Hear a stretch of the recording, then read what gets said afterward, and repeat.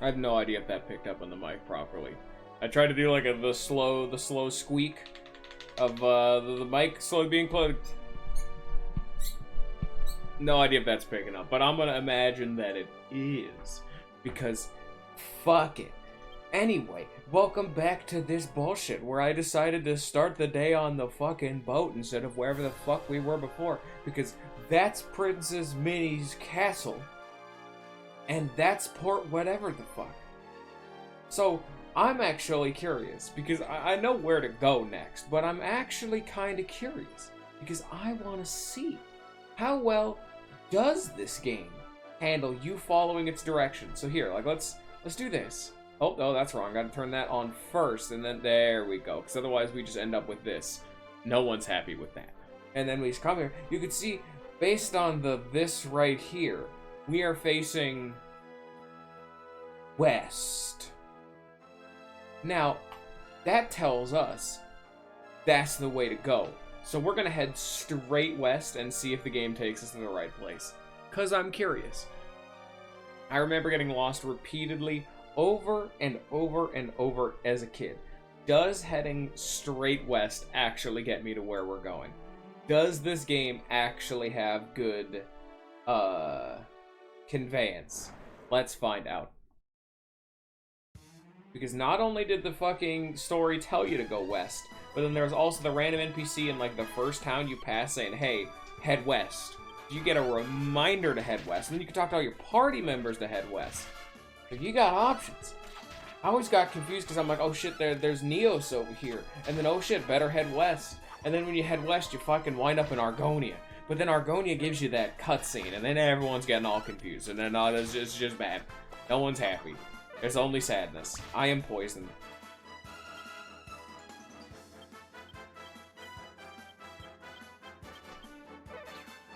By the way, just a quick aside. Thank you, Scion. For what the fuck is that? What? There's fish? They're boarfish, dude. I don't know, man. I'm not a fish ecologist. There's You're not even fucking talking about Hawkman, who's just a man that's a hawk too, but is also very clearly like a demon Batman with a sword. Nah, it's Hawkman, dude. You guys don't remember Hawkman?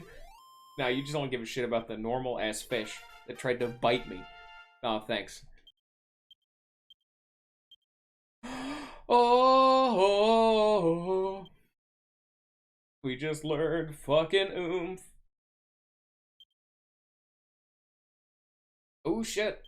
I actually can't even see it, but like, this one, normally you get this line, no more skill points to allocate, because like I'm out. But if I use it on this one, cannot raise the skill any higher at this current level. That means the limit actually is 63. And we just so happen to perfectly get there. Ain't that cute? Nice. And now we continue to head straight west.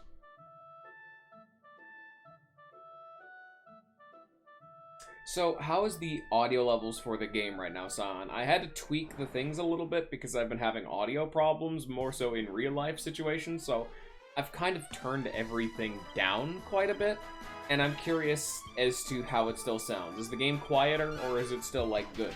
Because I can, like, turn it back up. I have no idea if this... Because this will also be happening in Trails. Alright. Because I don't know if this... Because, like, I didn't fuck with the stream settings at all. I'm just... It's one of the most fundamental things that I'm actually not sure about. I don't know if me turning down my computer's desktop audio turns down the audio on the stream. I don't think it should do that, but I didn't know, so I thought I'd play it safe, you know, just in case. Because there's nothing I hate more than later on going back to watch a fucking VOD and having the goddamn game be inaudible. That pisses me off so much. And no one... It's namely Force. Force never tells me this shit. He always says it's fine.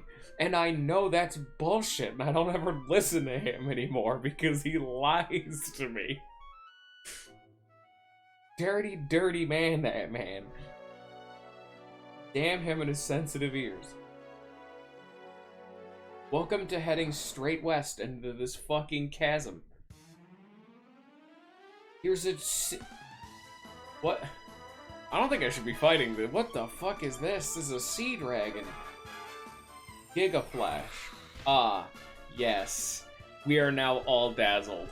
Are you ready for us to have like a 20% accuracy? Oh boy. Oh yeah, baby. Giga Flash. I remember this enemy too. This is a unique enemy that only it can use Giga Flash. That's not like a boss. And there's a very fucking good reason for that, because Giga Flash is really fucking annoying. Oh hey, it did a solid 25 to the whole party, and now I can't fucking hit him anymore. Isn't this fun, dude? Oh, sorry I missed. Oops. Oops. Ooh. He doesn't even do that much damage. He's doing 25. He hasn't even done half of fucking Yankees' HP, and I can't fucking hit him. Isn't this your favorite fucking enemy design in RPGs? Well, the fucking bonus points is the fact that this is... Oh, there he goes again. Just in case you thought your Dazzle would ever, like, you know, fucking fade. No, he's reapplying that shit. And this is one of the this is an ocean enemy, and it's an ocean enemy that is he's dead. You could tell that was like a special enemy because it had like a drawn out death animation. They felt passionate about whatever the fuck that beast was.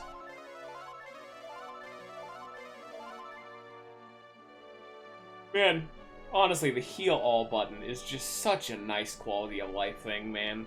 I really wish more games had it. It's the quintessential, it's just nice to have. It's something like every RPG should have.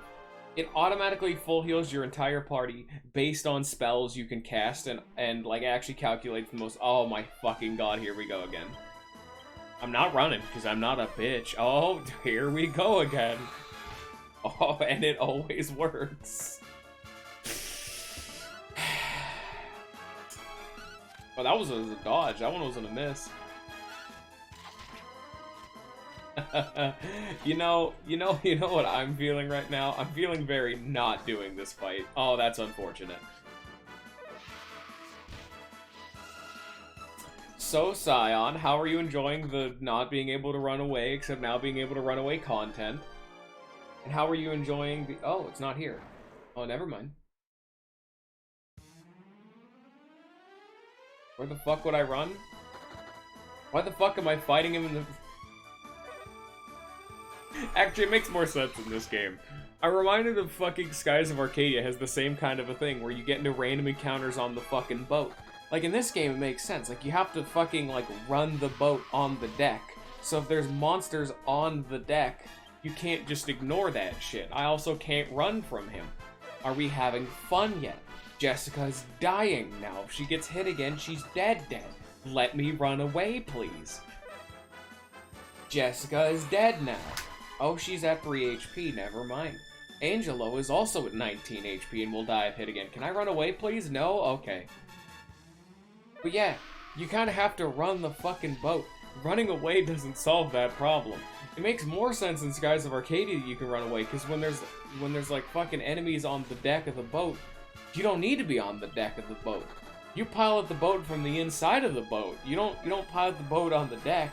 Monsters ain't gonna do shit on the deck of the boat, but here they're gonna do a lot of shit on the boat.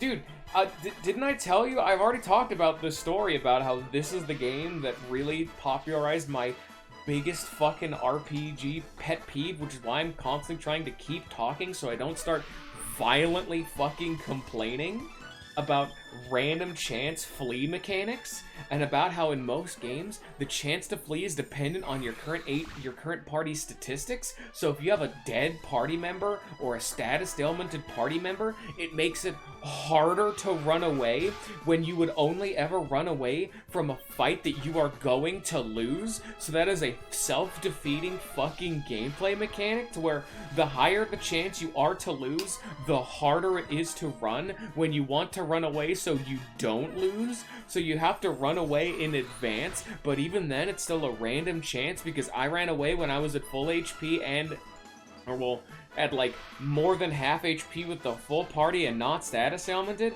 and I just have to do better. The worst one of this was Persona 1. Like, this game is absolutely fucking atrocious with it. Like, if you didn't just see, I tried to run away like 15 fucking times.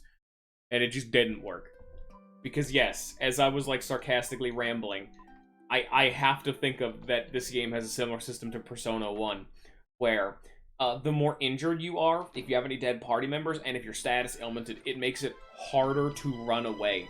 Which is such a fucking ass-backwards, asinine fucking RPG mechanic that I want to fucking die. Like, abso-fucking-lutely, why would you do this? The worst case of it was Persona 1, where if you are down to one party member, the chance to run away goes to 0. I would know, because story time for Persona 1, I don't think it was my streamed playthrough, but it might have been. I kind of doubt it though, but oh yeah, we have to fucking, literally the 10 minutes of travel we just had, we have to do again. And I lost fucking $400. And there's no repels, by the way. I don't have that yet. No, I don't want to fight you. Oh, look, I ran away that time. But,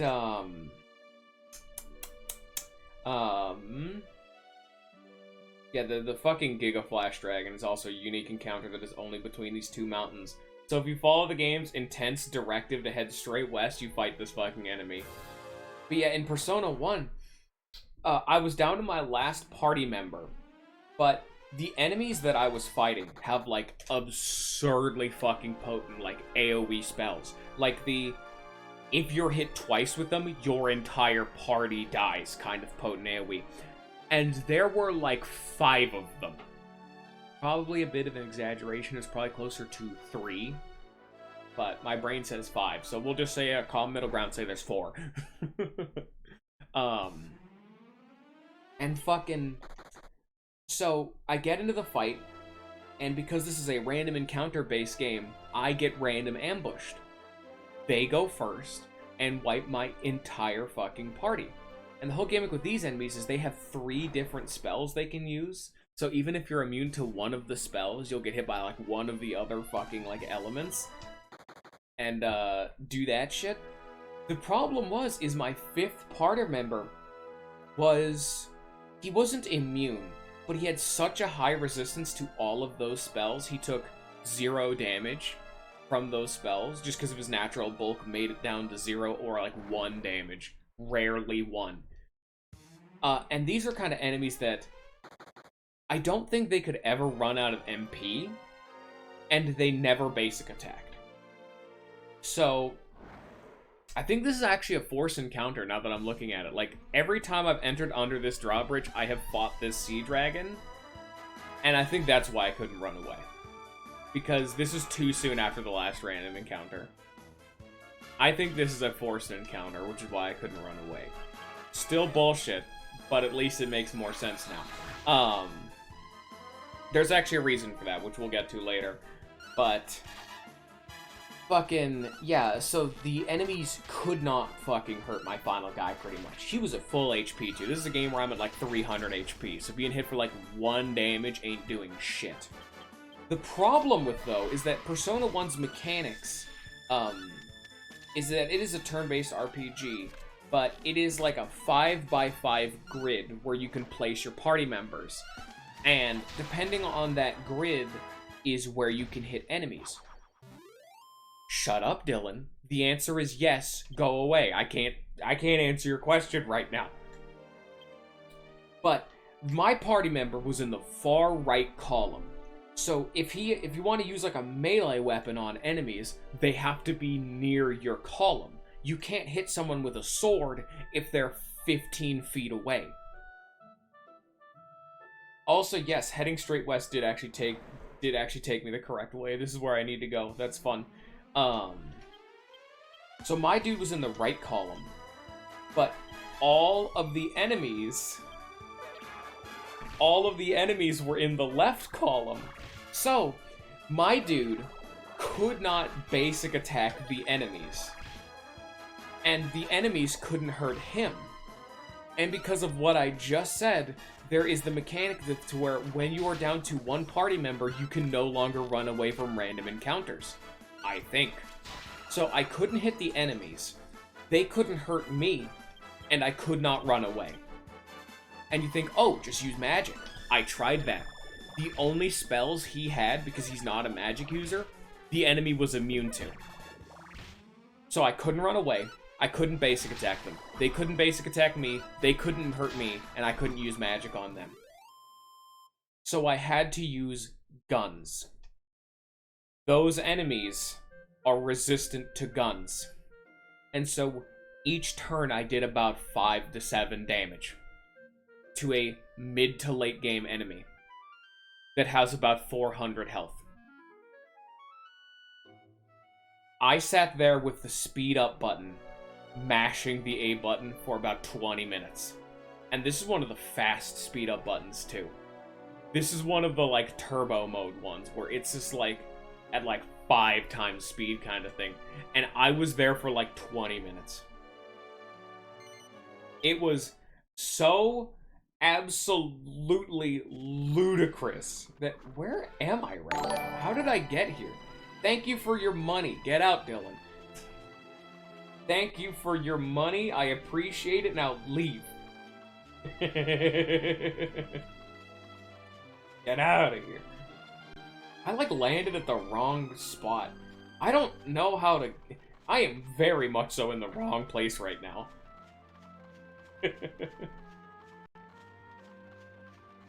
And like before, the main reason it took 20 minutes, not just because I was like sitting there mashing it, is because I was trying to run away.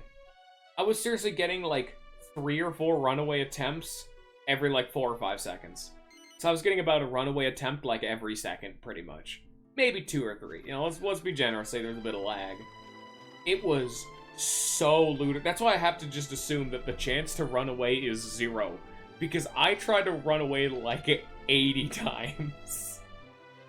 It just didn't happen.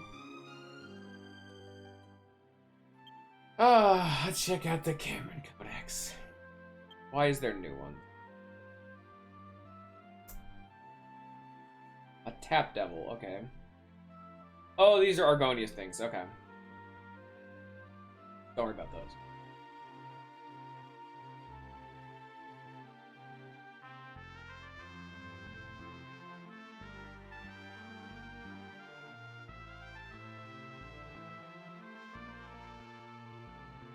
Okay. So yeah, this is where like the plot like continues. This is the next area you're meant to wind up at, because if you head straight west, this is the first like landmark you can land at after you deal with the endless cavalcade of sea dragons. Yeah, I'm trying to think about what games have had a good runaway system. Paper Mario actually has a good system, even though I've seen people complain about that one too. Paper Mario has a similar system where, like, when you start to run away, you have like a bar that you mash the A button to fill up, and then there's like a little like selector that moves left and right.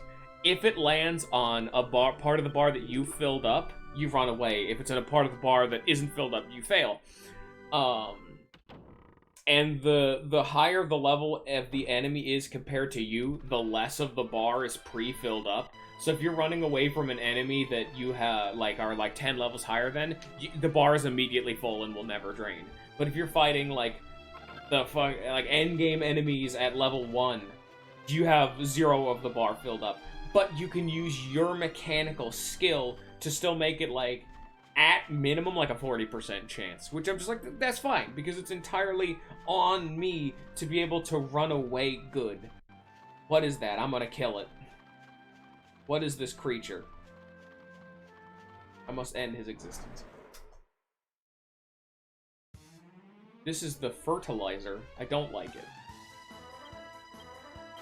I definitely don't like it.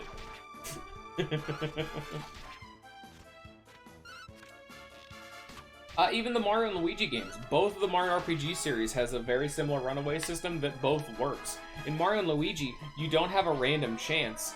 But, just like in Paper Mario, because they make running away still a punishment, even if you succeed, you drop a little bit of money. It's never that much. It's only ever like 6 to like 8 coins. But it's still a penalty, so you don't want to be running away from fights. Mario and Luigi does it a different way, where you don't have a random chance to fail, but you still have to mash, and the slower you mash, the more money you lose. So that one is a different kind of mechanical thing, where you can't fail to run away, but you lose way more money by running away. I'd rather have some kind of like an alternative penalty, or you could just do what Epic Battle Fantasy does. Running away is a free action that will never fail and doesn't like take into account anything. You just run immediately. The fight just ends. Good job, Yangus. No, don't do that. God damn it. Got a copper monster. I don't want that. I'm gonna be honest here, Faunus Fertilizer, Solanus, man. I don't want you. You're a copper monster coin and you suck. Get out of here. But, Epic Battle Fantasy actually does some of the most interesting, because that game has a very interesting way of doing balance for these kind of things. Because the game knows how potent its runaway system is, so it actually makes it a mechanic. Because every time you enter a fight, so there's a bunch of equipment or random effects that can just happen. Like, you have a random chance at the start of your turn or whatever to get a small buff or do a small attack. Think of it like Resay from Persona.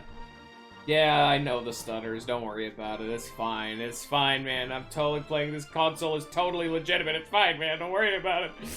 Please. I know, man. I can't. Because it's okay. We'll get through this. I wanted to play it on this version because this version has way more content that I can talk about and show off. But, like, the original PS2 version is, like, fundamentally the same and would probably run a little bit. The only thing this has as a problem is the stutters.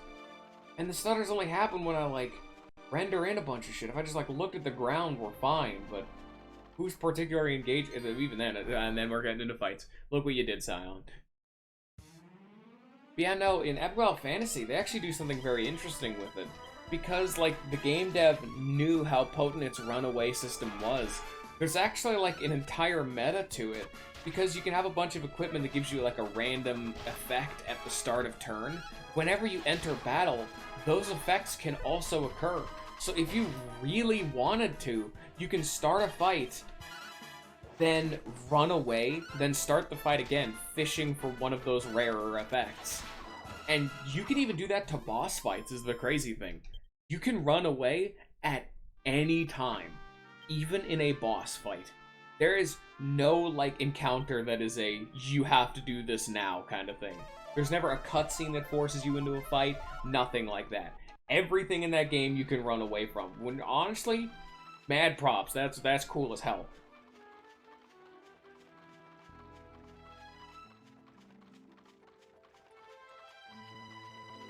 Oh, you feel they make up for it by having the game be hard as absolute fucking balls. Because the game also does, like, the Super Meat Boy thing, where when you die, you just immediately pop back into existence. Because the game knows, and I respect this too, death itself doesn't need to be, like, this long, arduous, drawn-out punishment. If you're competent enough at the game to play it, like, the higher difficulties, which is what the game's kind of, like, designed for, you'll know when you've lost. And running away is like an admission of defeat. Like, that is okay, I fucked up, I've lost, try again. It doesn't waste your time.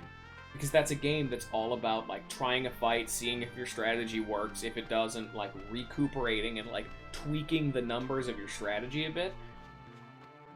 Because it's one of those games that has, like, a very fine balance. It's a very difficult game. And it's like a...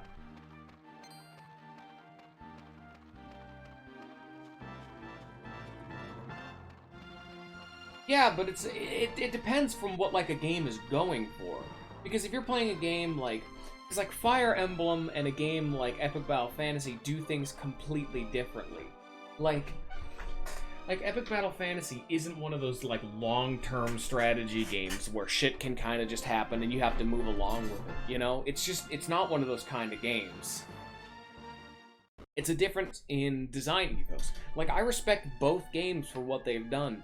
because they're using their own specific tools and, like, things that they have on hand and designed the games around them, even though they have one similar mechanic that is done in completely alternate, like, methods. Like, even at the end of the day, like, if it's in Fire Emblem, because, well, it's not even, like, specifically for Fire Emblem, because that's more of a, that's like a strategy RPG, that's like a strategy tactics kind of game. I'm more so talking about, like, actual RPGs, because if in an RPG I die, like, I don't want to have to fucking watch a long game over cutscene, load a save, walk all the way back up to the boss. Like, that's why fucking Death is Not a Hunter, unbeknownst to its prey, became a damn meme. Not only was it funny, but Persona 3 beat my ass. I got fucking murdered. And every time you die, you have to watch the fucking Death is Not a Hunter, unbeknownst to its fucking prey speech. But you can, like, skip it, which I'm just like, yeah, alright. I love that speech. I wish I could just, like, jump straight back into the battles. It's one of those things that's, like, it's less... It gives you a less strong feeling of death. Like, death feels less, like, actually punishing, but it's more player-friendly. It's a direct one-to-one trade-off. By making death inconsequential, you're increasing player, like... What's the word for it? Happiness, quality of life, I guess. That kind of thing. But by having death take a long time, it makes death way more of a terrifying concept. But depending on what the kind of game you're going for, death should already be a terrifying concept.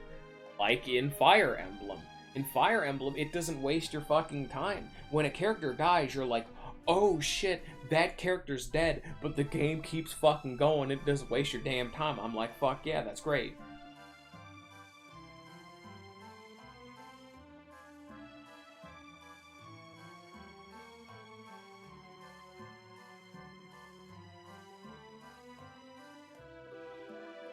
So many fucking pictures I have to take. I have to find these golden slimes. This is Baccarat, by the way. This is where we're supposed to get the fucking drip on where the hell Duomegas went next. Remember correctly, this is one of the towns where I had a really fucking hard time finding the goddamn golden slime.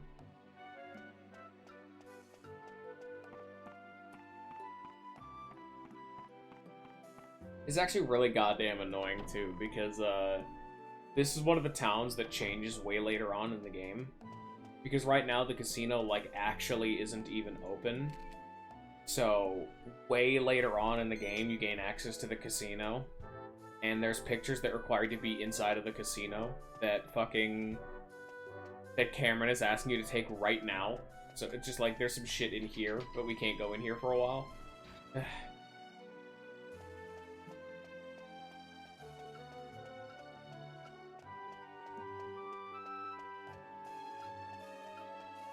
But anyway, speaking on that whole death thing more, it's why I like, it's why I always give the example of a game like Super Meat Boy. Super Meat Boy does death, like, the best, pretty much, from my recollection. Because that is a game that knows what it wants to be. It is a very difficult, very twitchy, very short, like, platformer. Like, each level can be beaten in, like, 10 seconds. So, if you're dying over and over and over in a 10-second long level, death in that game lasts, like, maybe a second. You pop and immediately respawn, ready to fucking go again immediately. Because that's the kind of game it is. And they don't waste your fucking time. You already know you fucked up. You don't need to go through a goddamn rigmarole for death to set in, you know? You don't need the punishment for death to be your time wasted, you know? That is something I appreciate. Golden slime back here.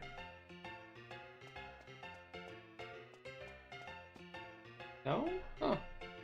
I swore there's a golden slime back here somewhere. Maybe it's in the backstage.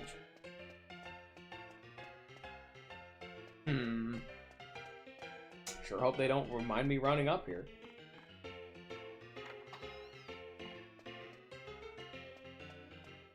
Yeah, this is the fucking one. I hated finding this one. This is a bastard.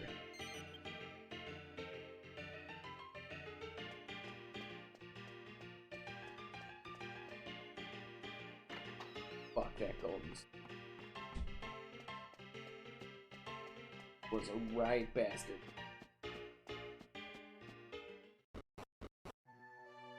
Or you can even have other games, now that I think about it, that had a very interesting relationship with death.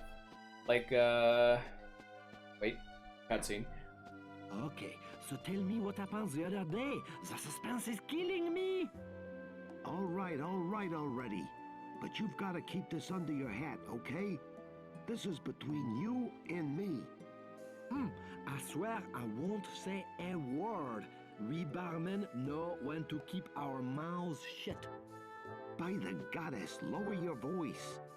I assume you've heard about Mr. Golding's house being burgled. Well, the fact is, Mr. Golding was murdered during the robbery. Murdered? You mean Mr. Golding is dead? I told you to keep it down.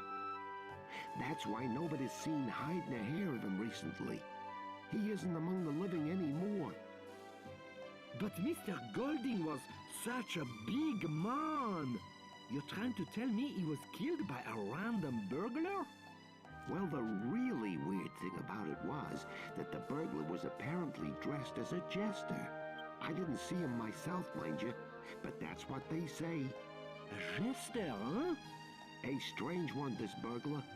Seems he broke in, killed Mr. Golding, and left. He didn't take anything valuable. From the looks of it, he was after Mr. Golding's life, not his gold.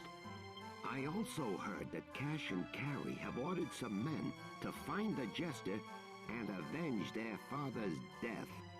By the goddess, this is big. Oh, I won't tell a soul. You can count on me. I'd better get back to my customers. See you later. Yeah, this is great stuff. I'm sorry, I did... Did you? Oh, forgive me for the... Okay. Yeah, there's your fucking big plot. There you go. Fucking the guy, Dumagus, he was through here. There you go, you did it. I don't know if I need any more here, I'm gonna be frank. I think we're just good. Do I need to still be here? No, don't talk to fucking Angelo again. God damn it. Oh, come on.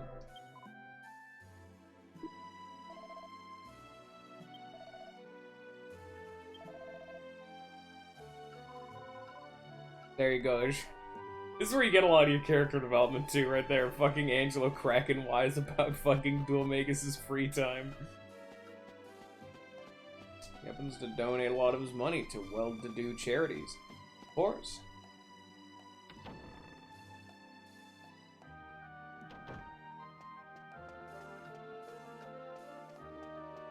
Man, you don't know another fun way of a game that I've seen interact with death? Because I've seen a few games do it well, because, I mean, I talk about this game all the damn time. I'd better actually explain part of the reasons why I like it.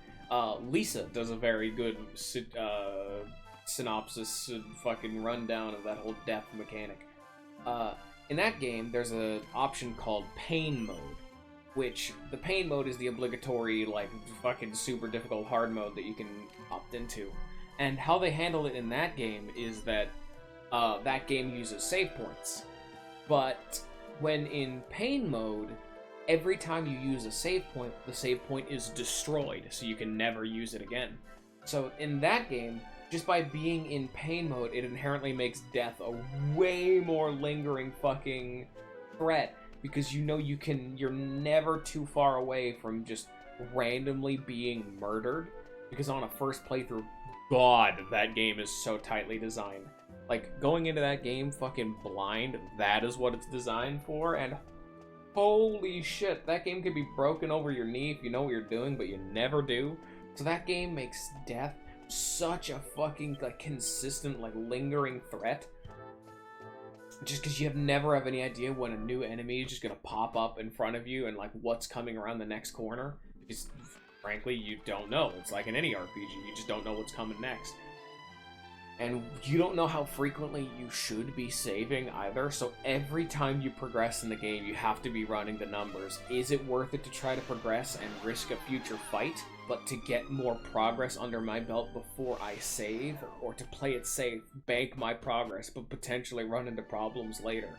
And no matter what you pick, both of them feel like the right answer. And despite how that can quickly snowball into I have nowhere to save, the game gives you more save points than you should have ever a need to use. And then if you ever do run out, you can actually go back and explore. There's a bunch of secret side areas that have more save points in them. So you can always typically find more save points if you didn't find them the first time. That game is fucking great. Like, I'll never fucking stop just jacking that damn game off. It's so good. I got an elfin elixir. Say hello to an item I don't plan on actually using. Yay. Yay, cool. Alright, great, yeah, thanks. What the fuck do I have left?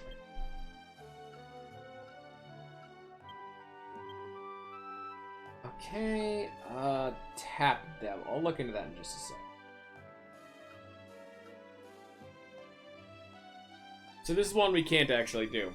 Everyone knows Baccarat Casino Country. Can you take a photo of the bright neon casino sign? The thing is that you need the casino's lights to be on, and the casino's not running right now because fucking Mr. Golding got murdered. Okay. We'll get those two after we get the 4 Sabercat statue. Alright. So this is why I'm not doing any of the side shit right now. I want to get this done. Like, I still gotta get that statue fucker, the Titan Man, from Neos, but right now I'm just progressing in the game. Albeit, I've kind of progressed as much as I need to. Are these the tree faces? Are you the guy? Are you? Do I need the evil versions of you? No, these are tree faces. I gotta murder these guys. If I see a tree face, I'll just kill him. But,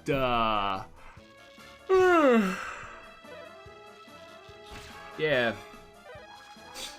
I'm doing a bunch of side shit just to get it out of the way, or I'm progressing a little bit first before doing a bunch of side shit. Like, I still want to go back to the boat and, like, get a shitload of fast travel points, you know, explore the world, find a bunch of monsters, all that fun stuff. But right now, I feel this should be the most important thing I do for one specific reason, which I don't think anyone would argue with once we get into it. Fuck tree face. I do like the fact that Angelo still does no fucking damage with his bow, all thanks to Scion. There you go. Everyone say thanks.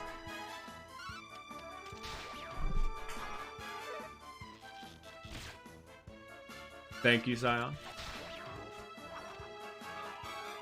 Oh, he fucks, yes. But unfortunately, he doesn't do any fucking... Oh, here, let me use that, like, sexy hunk move. Here, give me a sec. Angel Eyes. Go get him. That move that is supposed to paralyze, we have used, like, at least 10 times, has never paralyzed once.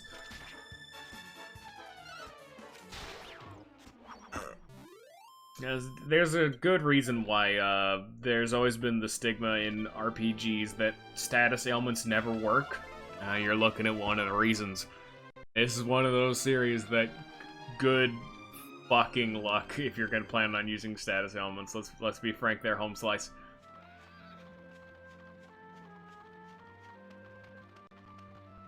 Good fucking luck.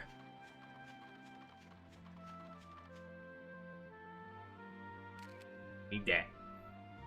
Give me that. Hey, Scion. What's that up there? Keep that in mind. For, way later in the game. You're not gonna do it. I know you're not. But it's okay. I forgive you for your faults. Are you ready to be a furry? Oh yeah, bud. And now I've immediately gotta check the camera codex, because yep, he's got fucking new ones for this place.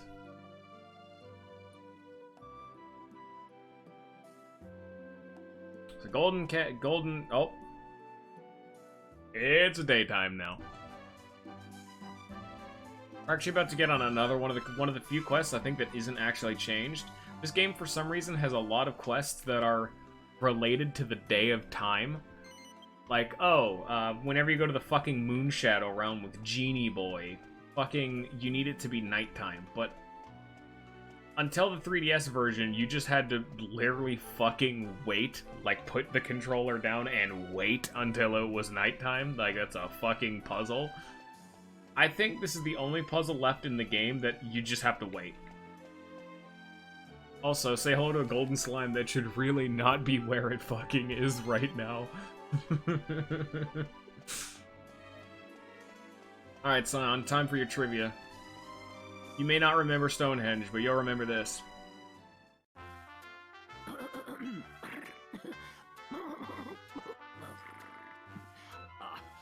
Sorry, just a bit of catarrh. What the How's fuck? it? Welcome to Chateau Felix, residence of the great Cybercat father, Master Felix. My name's Tom. I'm Master Felix's helper. Are you here to see him? Yes. Excuse me? But Master Felix is a busy man. He hasn't got time to meet any old thing the cat dragged in. I'll have to ask you some questions. If you can prove you're a top cat, I'll let you in just now. Question number 1. It's late, and it's raining cats and dogs.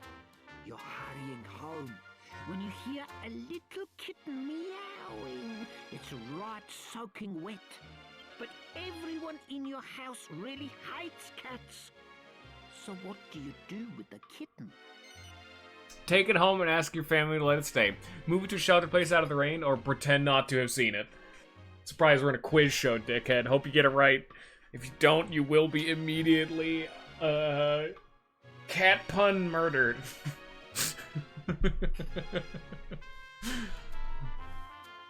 We make jokes. Take it home, yeah.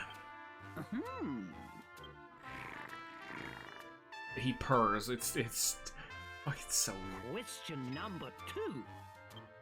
You're the king's servant. You go out hunting with the king, but you don't manage to find any prey. Oh. Why can't... Oh shit, wow. It's the first time I've ever tabbed out and the game stopped registering my In controller. a trap in the woods. The king is some way off and hasn't noticed the tiger yet. So, what do you do? Free the tiger from the trap and let it go. Kill the tiger, show it to the king. Let the tiger live, but show it to the king.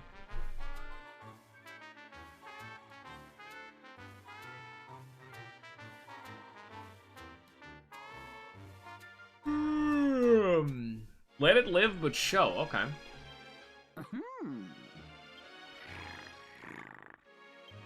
And question number 3. You are an explorer. Along your travels, you're attacked by a great cybercat. You manage to overpower the cat, but it looks at you as if it wants to become your friend and travel with you. So, what do you do? Let the great saber cat join you on your travels, leave without it, or deliver the finishing blow. The genocide route approach.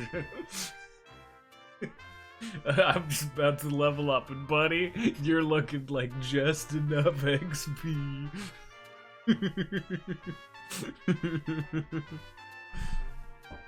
Saber cat joins the party. Hey man, why you gotta be so fucking mean? Imagine playing this and not Hand of the Heavenly Bride, where that's a reference to. Oh, that's unfortunate. And now, to let the cat out of the bag, let's see how you did. I'm sorry, but you're not the kind of person Master Felix has the time to meet. I can't let you in to see him now.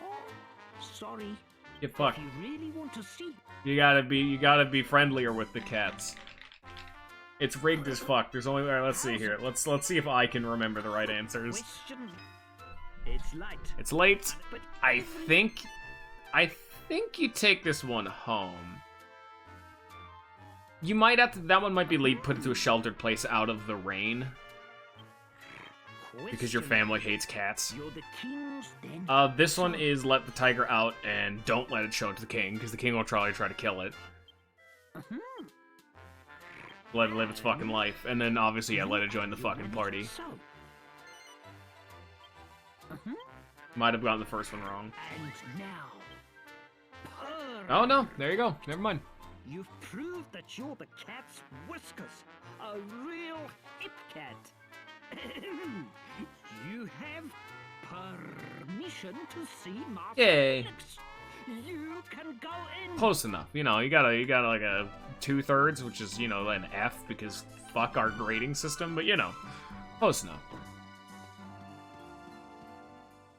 Oh, look at them. How the fuck did they get in there? This does not seem like a good life for these things. I'm gonna take a picture of you and you're gonna like it. Get fucked.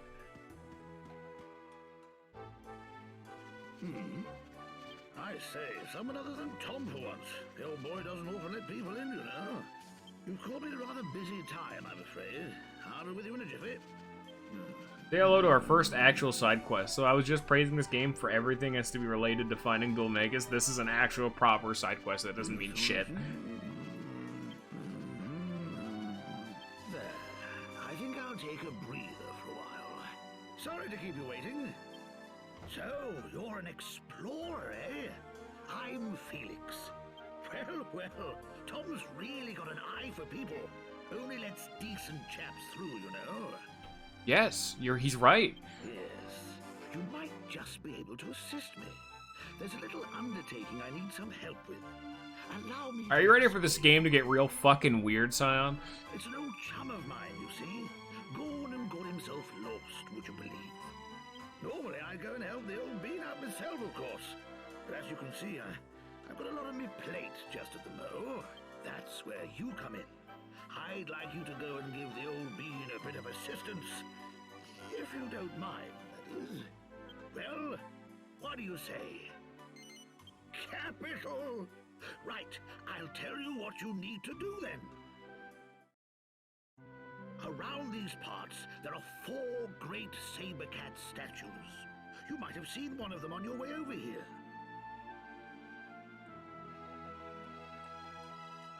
They all point to the same place. There's a strange tree there that's only visible at dawn. And that's precisely where the old chap is, you see. Are you guys ready for us to wait till it's fucking dawn? Is go there and give him this.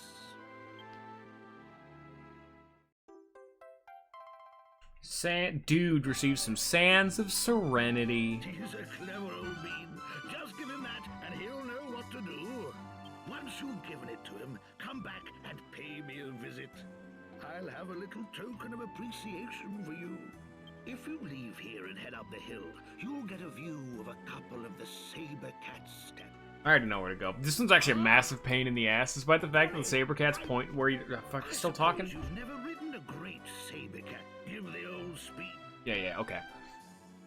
This one's actually a massive pain in the ass because despite the fact that the saber cats all point where to go, like they converge on one point, X marks the spot style, the place where you actually have to go is really fucking out of the way. Like you have to loop the fucking map like twice. Wasn't Master Felix inside? What? Master Felix asked you a favor? Ah, he must think you're the cat's pajamas if he gave you the go-ahead to ride on one of his great saber cats. Oh, great! I was right to let you in. I could tell you were a hip cat. Okay, so, are you ready to get on? That's it. No pain, no gain.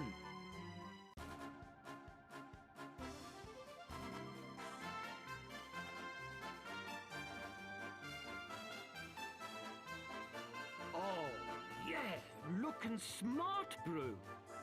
Okay, Let me tell you the basics about riding a great. When you ride, I don't need it. I don't need a tutorial. I know how to do it. it off and accidentally. That's it. Okay.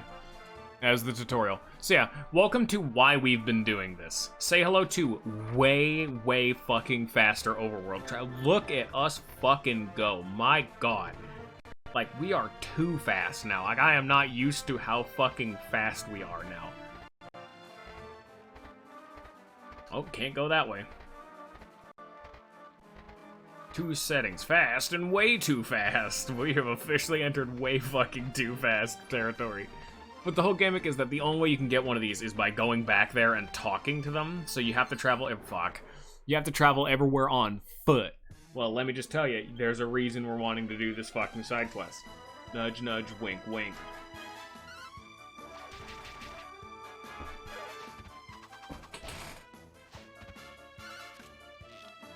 Shut up, lag.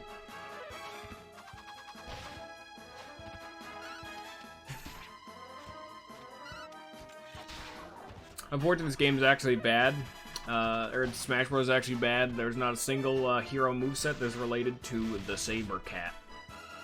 An integral part to the hero's character and lore.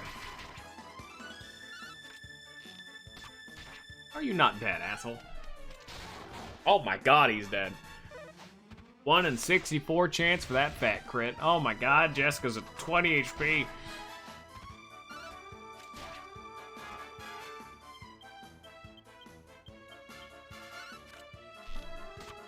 Fuck you, that guy.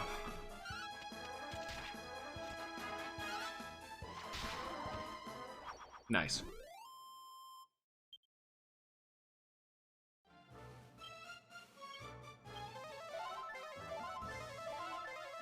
Nice and healthy.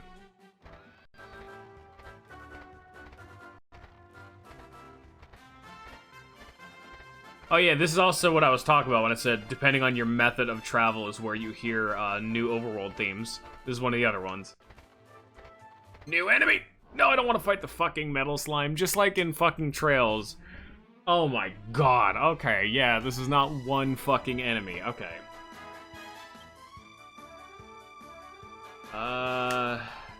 This is all Grim Reaper, bang, and swoosh. How the fuck? Lag, this is the reason why I'm playing this one. This game is a great one. This is the reason why this is like the most generally popular Dragon Quest game. It's not what people consider to be the best, but this is like the most popular one, you know? Maybe 11's competing, because a lot of people got into the series via 11, because it's new shit, but, you know. 8's like the one that, like, everyone knows. Yeah.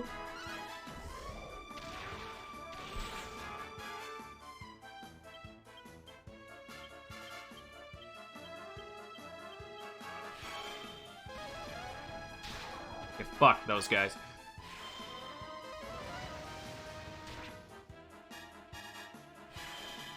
Also, yeah, we're starting to see a bunch of the spells that Hero uses in the fucking Smash Bros. There's the Whoosh, which is his up B, you have Sizzle, which is part of his down B. We haven't really seen Frizz, because Frizz is single target, and we don't really use those too often, but that's his neutral B. We haven't seen Zap, but that's just because Zap is usually like a late game spell, because Zap's really good, which is his side B. We're seeing Bang, we're seeing Whack. Whack, swoosh. Rip for her.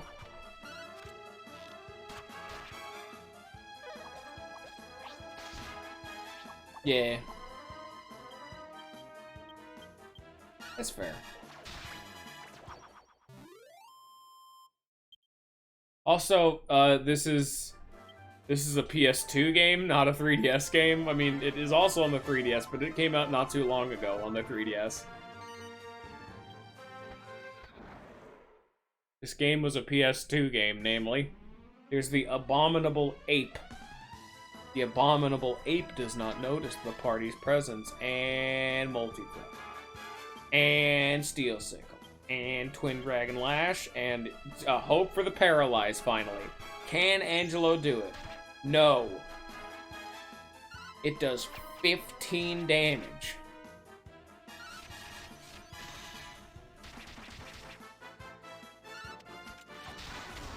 He is dead now. He did not get a turn. Fuck you, ape man. No, you know what? I guess he's on the team now. Club Kong on the team. Sure. I have free slots. Fine. It doesn't matter. I'll kick him out later. Unfortunately, he's not going to be providing too much of utility to the squad, if you know what I mean. And I was not kidding. It is very difficult to control where I am fucking going. There should be... Yes, I was right. Here's another one of these damn things I need to take a picture of.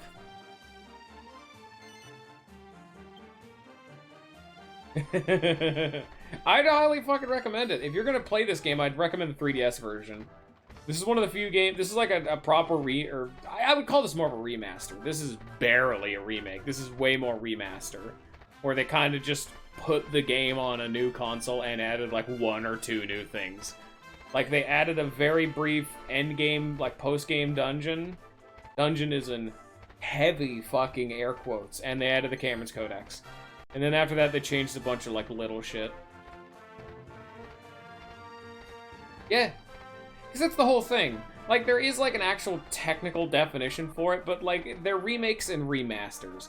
Technically, there's, like, an actual definition for each of them, but the modern lexicon for it has kind of gone.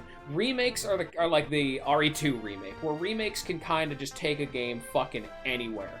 Remakes are where you have a game going, like, a fucking wild new direction, or they take a game and they add, like, a shitload of new features.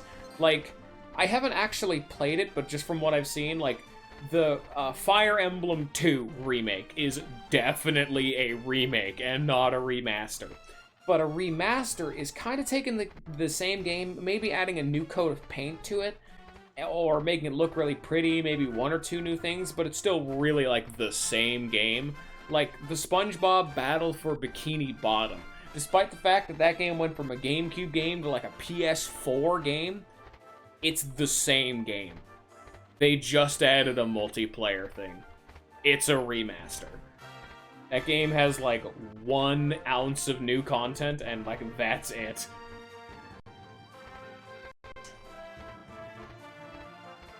Like fucking Tales of Symphonia. That had a PS2 re-release and then a PS3 re-release, which is like a compilation. Those are remasters. Because it's the same game again. Yeah, it's just good, dude.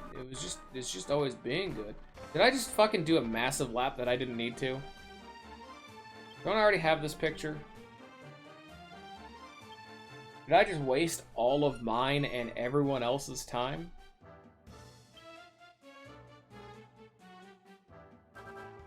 How do I see my pictures? No, how do I see my pictures?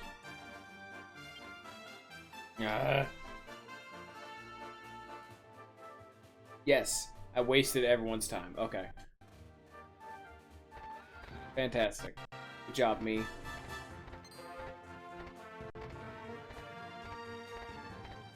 Oh, shit, there it is. That one's like right fucking here. How did I not see this? This is the last one. That one's a real bastard to find, though. There we go. That's all 4 Sabercat statues. Oh, fuck you, game. Yeah, now that I'm thinking about it, the Dragon Quest games that I know that everyone knows are... Dragon Quest VIII is generally considered, like, the best one. A lot of people don't have it, or a lot of people have it as their favorite, but a lot of people who are, like, into the series don't. But it's usually considered, like, top 3 kind of thing, you know? Where it's, like, some people who are, like, really into it have that, like, one specific one that's, like, really does what they like. And they've played, like, every Dragon Quest game. This isn't their favorite, but it's usually pretty high up there. It's widely considered, like, one of the best ones. Dragon Quest Hand of the Heavenly Bride is, once you get more into it, is considered to be, like, the best one. Because that one has, like, a weirdly fucking great plot and was, like, very, very influential on the gaming market as a whole.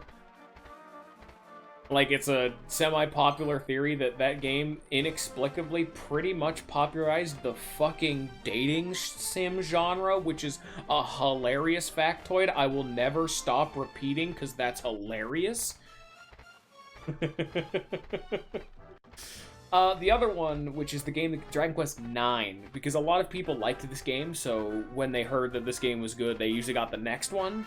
The next one was Dragon Quest IX, Sentinels of the Starry Sky. That's another really popular one. That one was kind of influential because it was a DS game that had a lot of very, very extensive multiplayer options inexplicably. That was a very weird one. Because in that game, you don't have a party. Every single character, including your main character, is custom created. But you can play the entire game almost start to end multiplayer. Like Wi-Fi multiplayer, and like run around the overworld doing your own kind of things. And then there's a bunch of post-game shit where you have your own custom dungeons that you can share with people. That was like a weirdly social game, so that one got popular because of that. And then the last one is Dragon Quest XI, just because that's like the most recent one. A lot of people are new to the series, wanted to try it out, and then same thing with Megami Tensei. With the new Megami Tensei game coming out on the Switch, Dragon Quest XI came out on the Switch, so a lot of new people got into it, so a lot of fresh blood says that one's their favorite.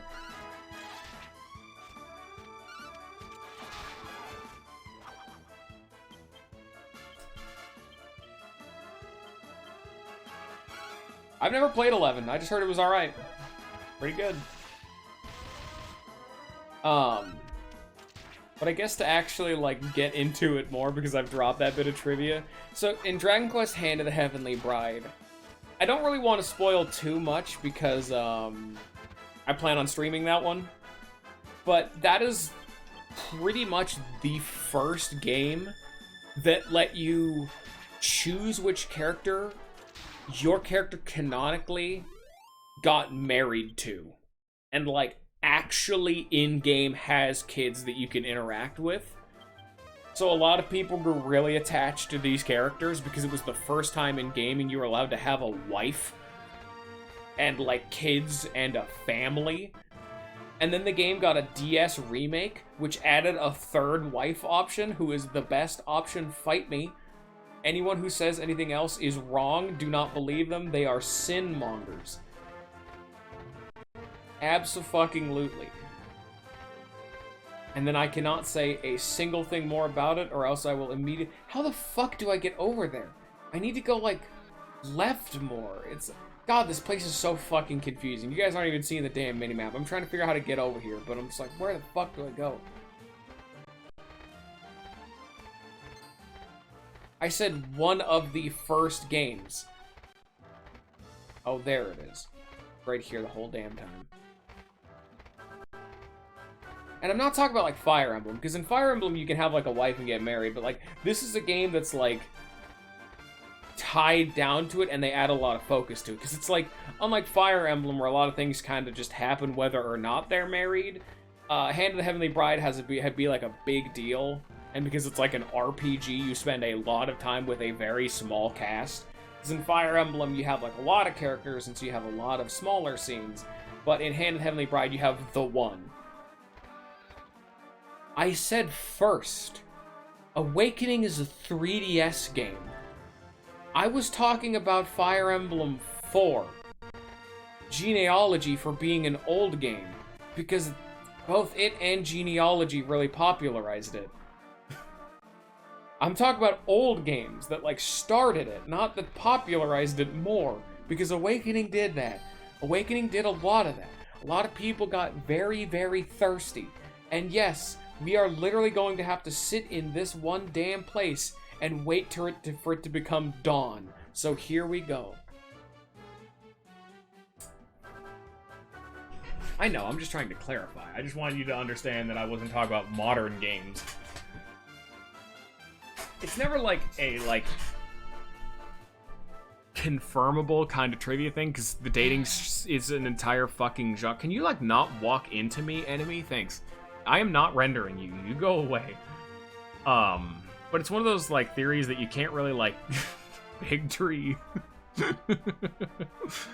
It's one of those theories that you can't actually quantifiably prove. You can't say that it started the dating sim genre, but a lot of early ones kind of had that type of influence, and let's just say some bad things happen in Hands of the Heavenly Bride, and let's just say that probably did some things for some specific type of people.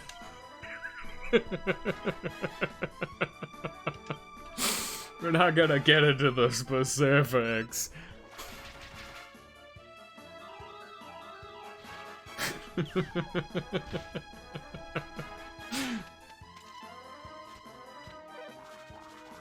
I can't talk about it because it's actually a spoiler.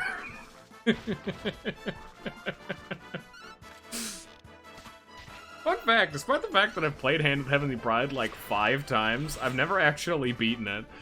I got to the final boss one time and it's such a fucking stupid difficulty spike, I just didn't give a shit.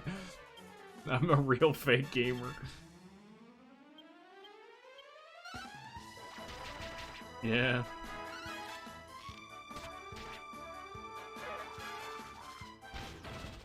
No, the character's fucked. That's canon. It's actually super weird, because in Hands of the Heavenly Bride, you actually get to experience your wife having early onset symptoms of pregnancy. That's a very weird thing to include in an RPG, but like, your wife starts getting physically weak and stops being able to journey with you once the pregnancy actually starts, which I'm just like, yeah, that actually like makes sense. Like when you think about it, yeah, that checks out. Why don't other games? What the fuck? I know, right? She has to leave the party for a while. It's also weird. Like, your fucking wife gets dizzy and throws up at a point. It's just weird. Did I just start to do Hands of the Heavenly Bride after this? Like, fuck. Enemy spawn over there. We need to wait for it to be fucking gone. Ugh. Man. Hands of the Heavenly Bride is a really dark game. There's a reason I compared it a lot during FE4. That game gets dark. Like, wow. For the time, like, damn. Bad, I mean, it ends good, just like FE4. It ends good, but like, Jesus Christ, the journey.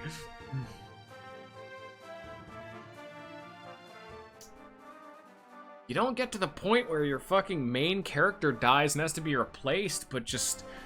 Fuck, if the main character probably wishes he was dead at certain points. Like, gee, how bitter he must be. Oh my god.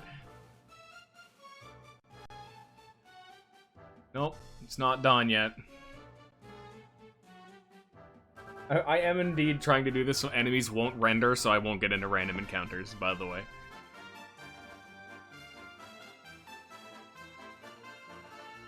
Is it done yet? No.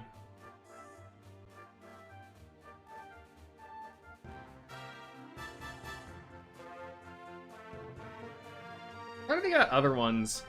Sentinels of the Starry Sky was okay. Like, the fact that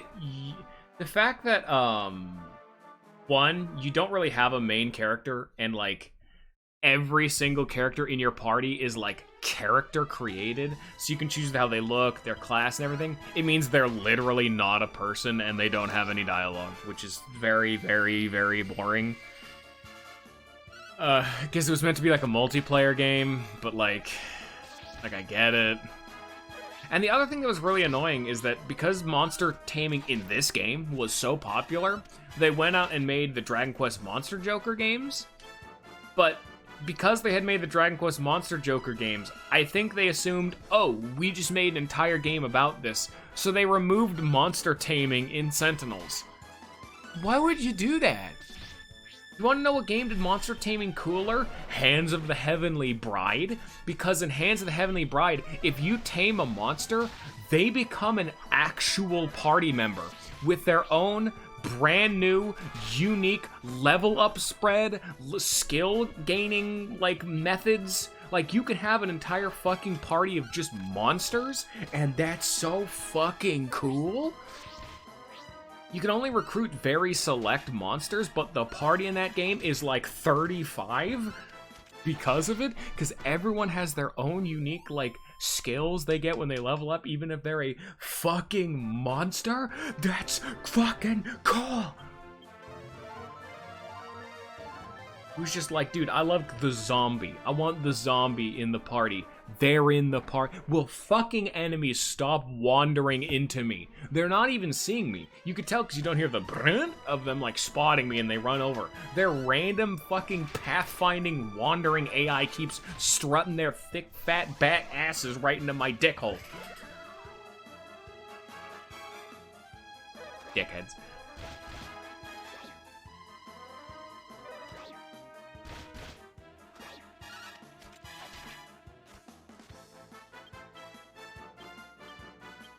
It's actually a system I unfortunately never interacted much when I was doing Hands of the Heavenly Bride, because when I was playing through, it's like, I really liked that I could recruit a bunch of monsters, but I never wanted to use them, which is like a good thing, in my opinion, because I was so attached to the actual characters of the game, I wanted to beat the game with them, and they're good enough to beat the game.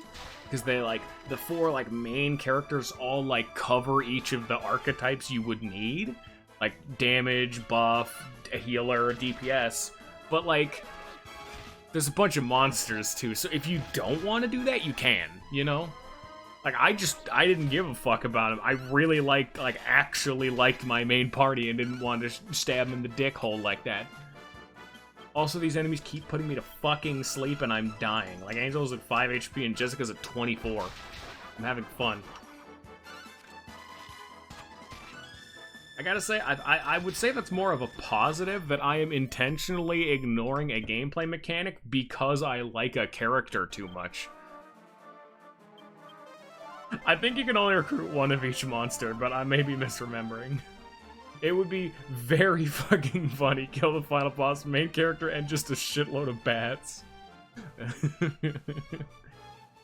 Like, most of the monsters you can't recruit in the game, because unlike in this game where they're kind of just stat blocks, in that game they were entirely programmed actual party members, so they couldn't just throw every single monster in the game. I don't think the fat bats were in Hand of the Heavenly Bride. There are a bunch of monsters in that game that weren't in this. Like, it's one of the first enemies you see in Sentinels of the Starry Sky, but it is a zucchini with a spear. And that's pretty much just it. It's a zucchini with arms and legs and it's holding a spear. That's the monster. No fat bat. No bad fat bats. Go away. Okay. I'm looking away. Enemies, stop rendering behind me, please. Make it dawn, please.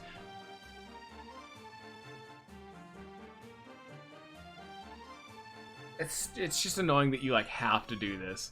Like, this is technically a side quest. You don't have to wait till it's fucking dawn, but God, you're just shooting yourself in the foot if you don't fucking do this side quest. Like, my God. Remember, as much as I like this game has had multiple points in the original version where the puzzle was just wait until it's nighttime, or in this case, just wait until it's dawn. And you can't, like, sleep at a town. No. Remember, if you sleep at a town, that's how you change the time of day. You can't do that. Because you're so fucking far away, you have no way to guarantee that by the time you find your fucking way back here, it'll be dawn. Very stupid system, but I think this is the only one in the entire game that still remains. It's starting to become dawn. The sky's getting brighter. There it is. So, for the love of God, do not forget to take a picture of this shit, because Cameron wants one. So you have multiple reasons to come here. And then there's actually a reason for this. Despite the fact that there's, like, the side quest for this area, if you actually fucking come down here, there is a Yggdrasil leaf. This is the revival item. This is the item that is a full revive for a single party member, and every single day, one of these will respawn here. So if you wanted to, you can get infinite revival items. But no one is doing that. But you could. I am Bomren. Came here on an errand for my master Felix, but I seem to have lost my way. And I was probably strange to ask, but you know where I'm supposed to be going? Oh, I gotta use the item on him, that's right. It's actually one of the first times in the game we have to do this where I have to use an item.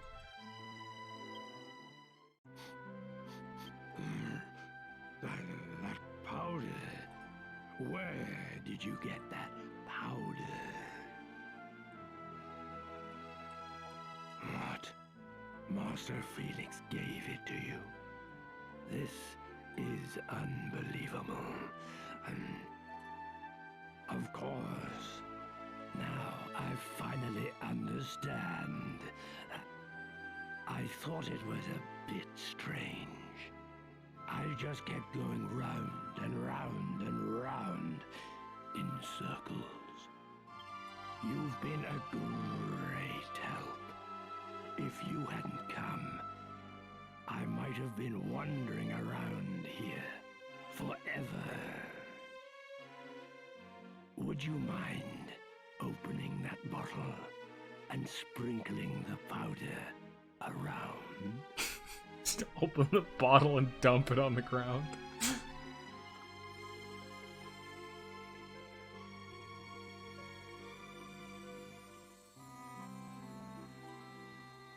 If you see Master Felix again, I'd like you to give him a message from me. Tell him that I, Bormrin, owe a lifetime of happiness entirely to him. Farewell. They have fucking great voice work in here. Like, it's so varied. Everyone has a different voice actor in this game. It's great. And they don't even use a lot of the big names either. I have not heard of fucking Yuri Lowenthal throughout this whole fucking game. There's not a Matt Mercer nowhere. And they're fucking varied as shit. It's different and it's unique, and I gotta give him credit. I like Matt Mercer, I like Yuri Lowenthal, but fuck, man, I want some variety. Damn it. Also, he was a ghost. They're British, I know that, but it's different, it's unique, and I like it. Sometimes you gotta have a little bit of fun. That's why fucking everybody here has an accent. And sometimes it's not even consistent accents. Sometimes it's just weird. And I'm alright with that. We're dealing drugs to Ghost. At the behest of the drug cat baron.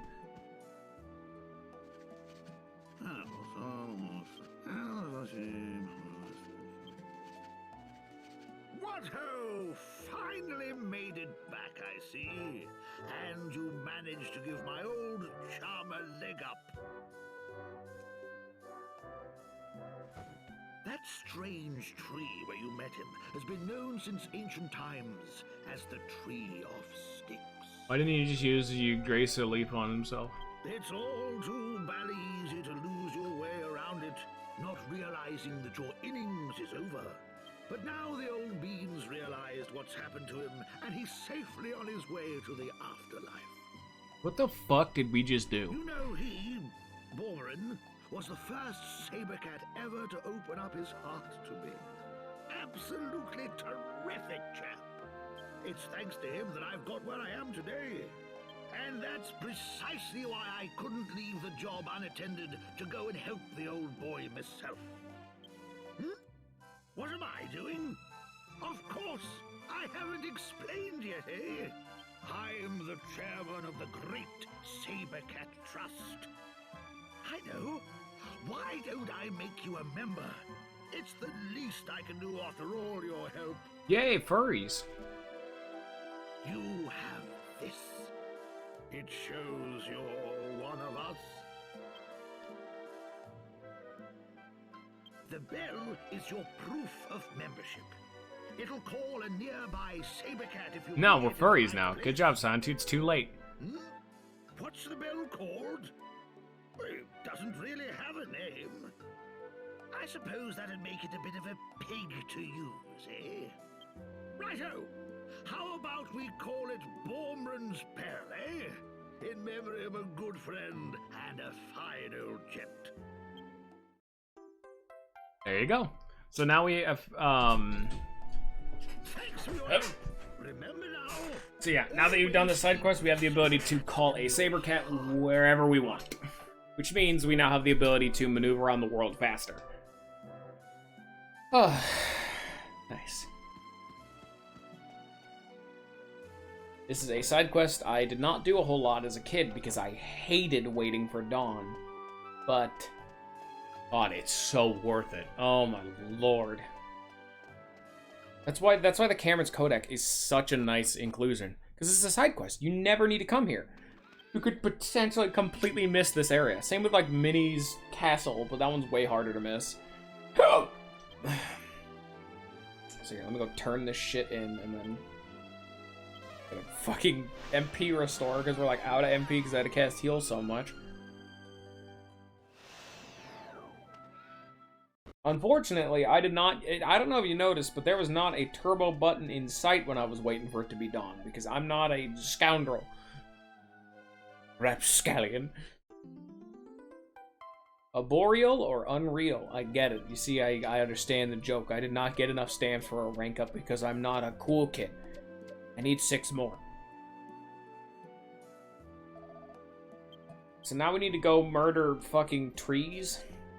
And we need to go take a picture of a tap devil. Never mind, it is now daytime properly. Thank you. You know that whole thing, I was just about to make it anyway? Thanks. Sleep, sleep, sleep, sleep, sleep. Thank you!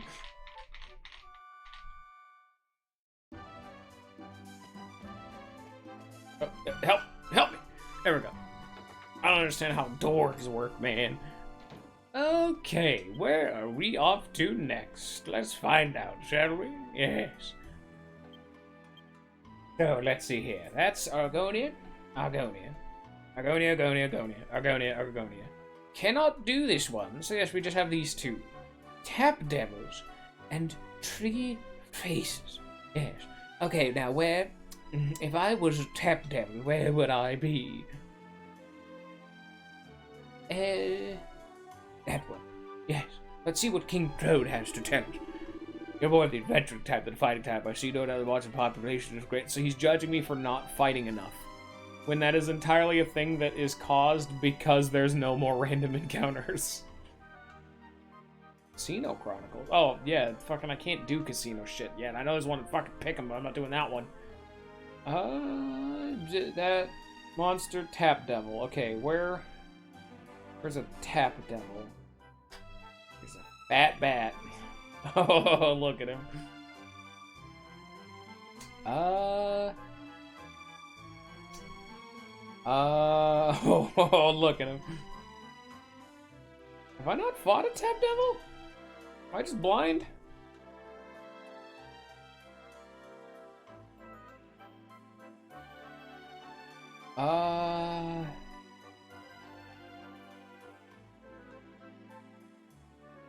What the fuck? These are the bosses. These are the unique enemies. See enemies. Enemies you haven't seen yet. Huh. Have I not... I don't know where a tap devil would be. Because apparently I've never fought one. I know they've been around, but I don't know where they are off the top of my head. I've seen them. I know I have. I don't know where. See, there's the dancing devil, but we need the tap devil. Oh, well, shit, son. Alright, fuck that. Maybe they'll be around Baccarat if we're lucky. Who knows? Either way, we're going back to Baccarat, and then we're gonna, you know... go murder trees. Unless, like, tap devils only appear when it's, like, nighttime, which, yeah, that might be a bit of a rub. These are orcs. There's Metal Slime Knight, which, despite the name, do not actually give you the XP of a normal metal slime. There's a Cocked Murder.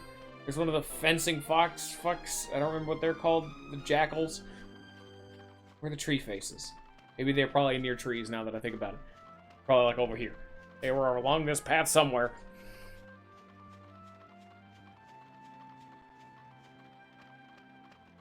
Huh. Were they because it was nighttime? Maybe.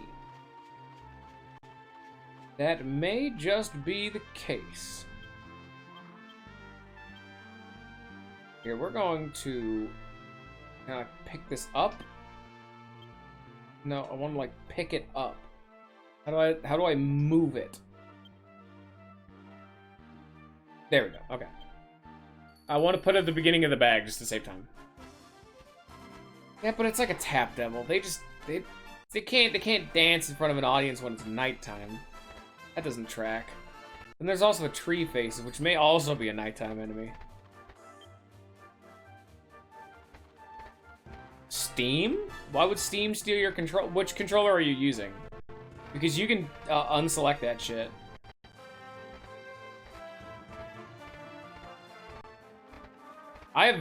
Ever since I got it all set up, I've never had a problem where Steam tries to fucking... maybe that's because of it. Because I'm using a GameCube controller that the computer sees as an Xbox 360 controller, which is very funny. It'd probably have to be nighttime then. Yeah, your Steam shouldn't be just taking over your controller. So, is it the thing where it... Because I was going to say, the only time I remember having issues was randomly when I hit a certain button, it would boot me into big picture mode, and honestly, fuck big picture mode. I never use big picture mode because it sucks. I have some armor for you, Jessica. Merry Christmas.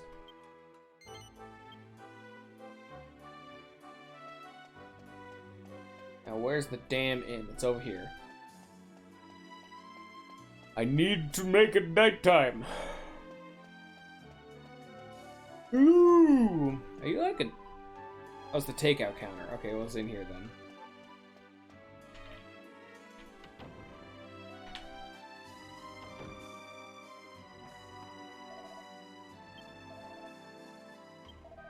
What the fuck? This is the inn. Why is this a food place? This says this is the inn. Are we doing it, do I need to pull out the bottom screen? This star is where I am, and this dollar, this little bed, that's the inn. I'm in the inn right now.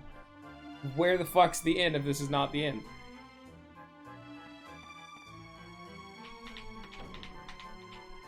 Because, let me tell you, there ain't no more buildings unless it's this, but this is like a gold symbol on it. Are you the inn? This is just a house. Where's the fucking inn? Is it in the... Oh my god, it's probably this big ass building right here. There's the gold symbol next to it. Probably this.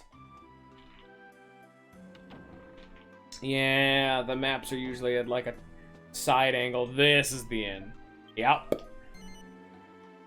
Rest until evening.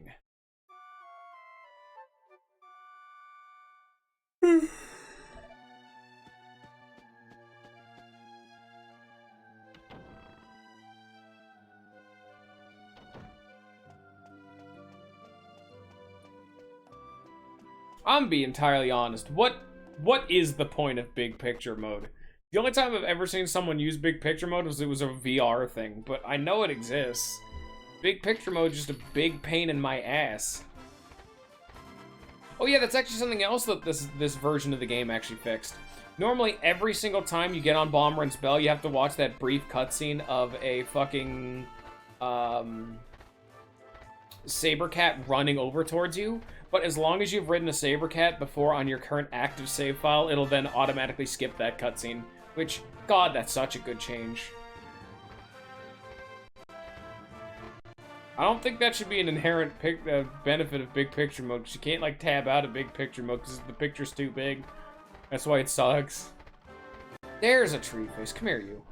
I need to kill 30 of these things. Oh.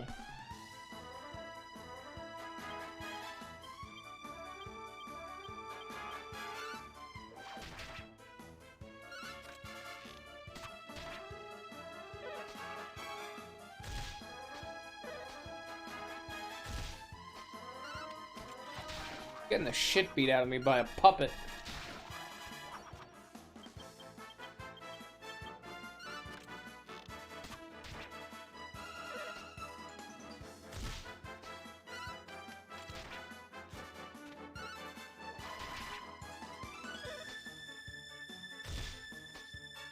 How do you think they do that? What do their hands look like to have to give them the capability of punching? They're not duck men. Why did you think they were duck people? They're puppet dudes. They're the puppet players, dude. And it's actually a nice touch. Despite this enemy being a reskin, the reskin actually has different puppets. Here. I need to check the battle log anyway to see how many tree phases I've killed, so let's check it out.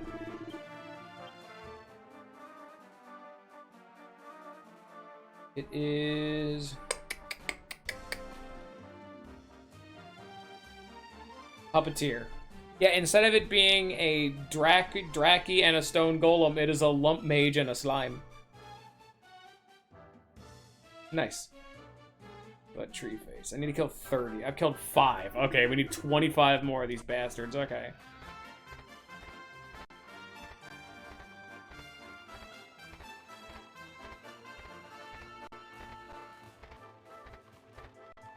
They kind of got their enemy design on point. A lot of them are very simplistic, but they're at least very memorable. Like Tree Face, it is a big pissed off demon tree with a face. Yeah, you got it in one. I don't really need much more of an explanation than that.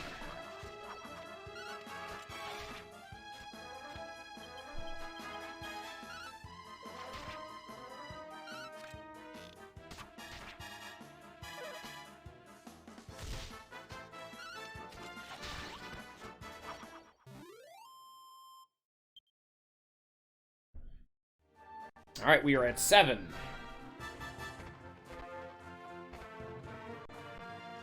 I require more trees to carve a blood. I just got jump scared. Yeah, I'm not doing that. Yeah, that fucking squad of 9 dudes, I'm not dealing with. Actually, now that I think about it, how many RPGs can you think of where you can just stroll up on like 10 enemies all in one fight? Honestly, that's actually something Trails does pretty damn well. You get fucking massive encounters. But that game is like a lot of like AoE shit. What do you mean Pokemon? Other than the very rare like Horde battle, which is only 5, this is like 10. Trails actually does that pretty well. I'm astounded you didn't go for the Trails example. That's one of the things the game does pretty damn good.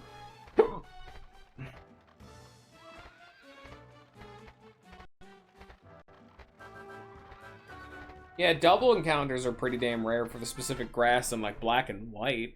And I know there's the Horde battles for 5, and then I think there's like triple battle encounters somewhere. I don't know, man. But like Pokemon does not do a good example of that. Because in most RPGs, it's like usually about 4, because it's meant to be like, oh, the same amount of enemies that you have, or maybe like 3. But this game goes up to like 9 or 10. Oh, trust me, bosses will eventually start utilizing the fact that they have a shitload of free enemy slots.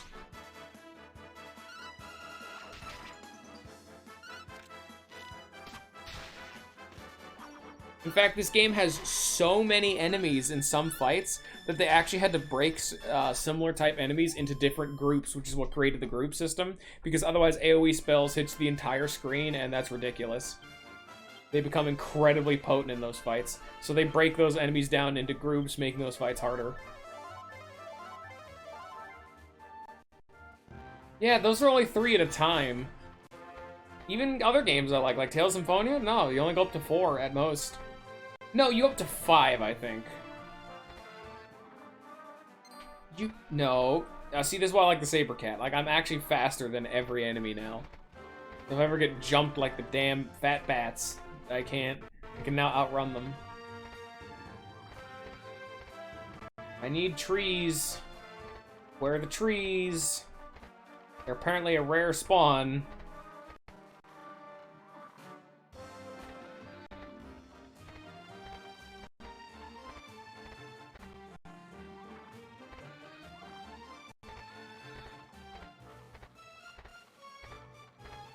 There's a tree. What other RPGs can I think of? Golden Sun. See, look at this. This is a squad of 6 dudes. Just casually. Neat. Let me go to my streamed list. Let me see which ones I know at the top of my head. Paper Mario can go up to 5. Mother 1 doesn't have a crazy amount. Earthbound occasionally has a crazy amount. I think Earthbound goes up to like 6 or 7 usually, but those are usually like mook fights. Like the whole point of them is to be a large number. Persona 1 only ever goes up to 5. Yeah, talk about Mother 3. Lisa, actually. Yeah, Lisa has, in fact, there's one time where, just like your example of Mother 3, where you fight, like, a wave after 3 enemies, or where it's, like, 8 enemies at once, but they come in, like, sets of 3. Lisa does something like that, but it is 4 waves of 10 enemies. It is 40 fucking enemies in one non-stop battle, which, yeah, that one fucking wins the challenge, now that I think about it. Oh, no, fuck off, Snipping Tool. I did not mean to open you. Get out of here. What else have I have on the list? Epic Battle Fantasy. That one has waves. They're not all in, like, one fight. Like, even in Lisa's example, that's, despite being 4 waves of, like, 10 guys, it's still 10 guys, you know?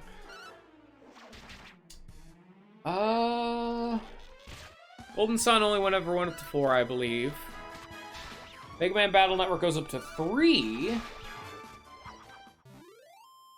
Digimon Rolls goes up to 3. Paper Mario in specific encounters does go up to 5. Fire Emblem is not an RPG. That's not what I meant. You know that, asshole. But otherwise, yes, that'd be a decent example. Live actually can have, like, shitload of encounters, but almost every time they're, like, gimmicks. Live is, like, not the best example of it. There's another tree. There's Fire Emblem. How many did Off ever have? There's some enemies that could spawn other enemies, so you could get, like, quite a few dudes in there. Skies of Arcadia. Yeah, they could get decently sizable there, now that I think about it. Enroll was pretty small. Chrono Trigger. Did Chrono Trigger ever have, like, a mass battle? I don't think so. Chrono Trigger was usually pretty reasonable. Persona games are also pretty damn reasonable. Yeah. Even Omori, even when there is like there's like a boss, but like, you know what I mean by classic RPG. It's fucking. Oh, you mean Fates? Not fucking. Is not the right kind of game. This game does the 9 enemies in a normal ass encounter type shit. Some of them are like unique encounters. Like, Earthbound has a few, like, actual random encounters that are like that. Omori has, like, a boss, but it's like a force loss kind of thing. Do I have any other games? Not off the top of my head. I'm looking through my, like, streamed list.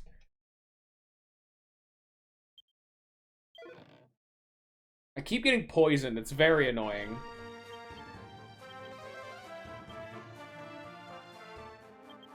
Alright, how many trees have we killed at this point?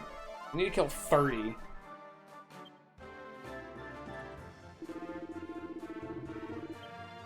Well, I was talking specifically normal encounters. The Lisa one is like a late game, like force encounter. Lisa is entirely made of unique encounters, though, so pretty much. Where's a tree face? Where's the tree? There you are. I've killed 11. God damn it. I've only killed 6 during this fucking journey we've been on.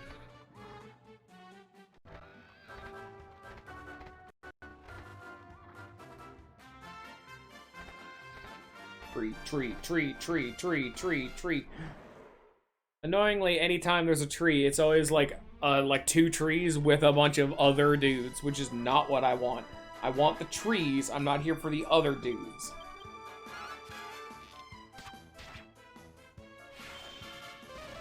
Actually, you know, no game ever lives up to Kingdom Hearts, where the answer is 1,000. That one wins. But that is for one very specific encounter.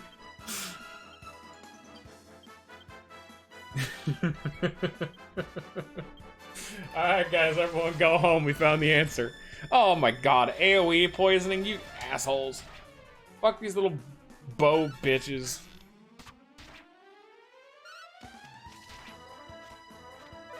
Fuck you, Night Emperor.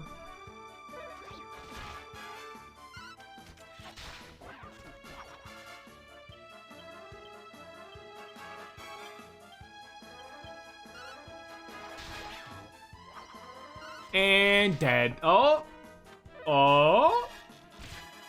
And dead. There we go. They keep bringing me down, like Jessica in particular, to like near death. It's very, and they keep fucking poisoning me for like 2 goddamn trees. It's very annoying. Agil's charisma increases. He's become the romantic knight. He's increased his chilling chuckle. Great. Fucking amazing. Thank you, Scion. You're really fucking being a team player by making me do this. Oh man, Angelo's charisma skill. That thing that is niche-specific counters to enemies that raise tension. And other such things. Enemies that are susceptible to fuddle. Enemies that are susceptible to paralysis, in air quotes. And enemies that raise tension. Yes. Those enemies that have been everywhere throughout this game. Like, look at this fucking fight. I need to fight the trees. I entered a fight with a tree. There's 1 tree and so many of everything else.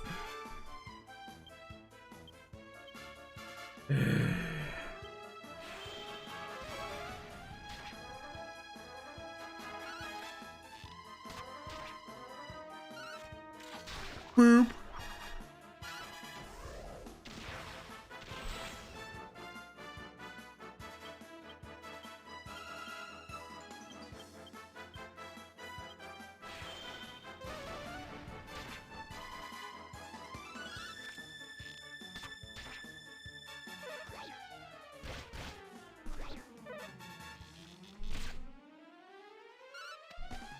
Fuck you and your poison.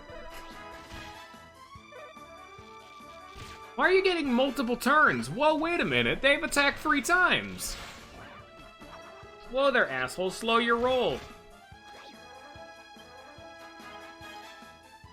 Hey, maybe don't have these archer dickheads attack multiple times in a turn. How about that?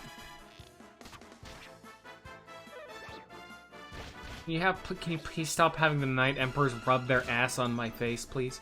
That actually does a lot of damage, comparatively. That's doing like 32 damage.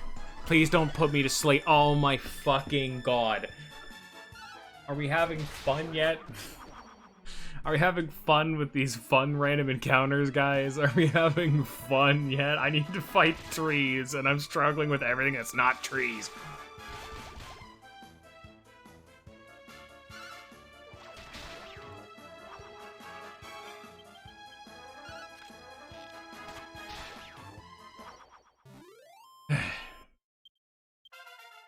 Yay, I leveled up while unconscious.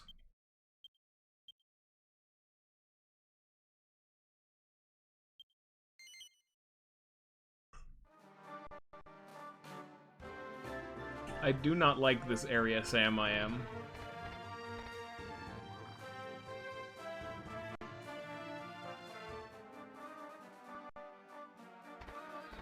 These trees are a false promise.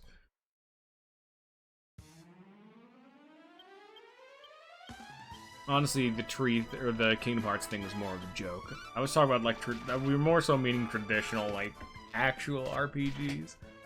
Kingdom Hearts being way more action than RPG does not really count. Jessica is at 10 HP.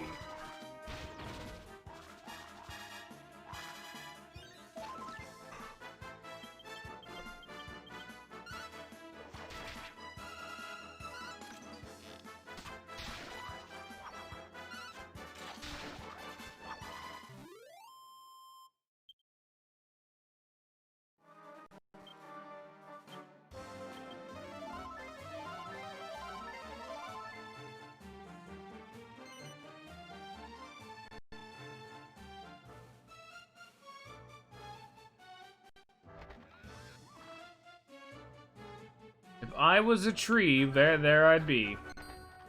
And running away from me, the tree that be. See, look at this. A reasonable amount of enemies. Albeit there's still only one tree. Why would you give me a quest to murder a bunch of trees and then have the trees in the area that I need to be, like, at only have one tree per encounter? Two. I've probably only killed like 5 more since the last time I checked. I need to kill 19 more. After we kill the next fight, I'm gonna go check again. But not now. That is later.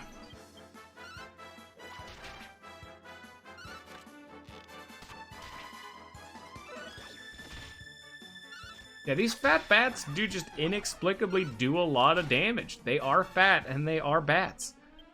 It turns out Scion, with his fun joke of, fight the final boss with the main character and 3 fat bat recolors, was actually the meta the whole time. They're all DPS. Nothing can withstand the unrelenting ass assault. Ass. This is ass and titties, but there's no titties, it's just ass. Ass and ass. All up on the final boss.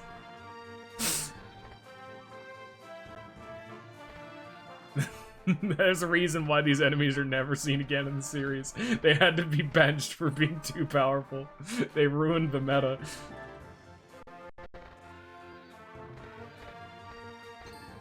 It was too dominant of a strategy, and so they had to be put down by Uncle Uncle Shigeru.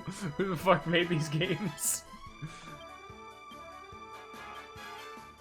Uncle Square Enix.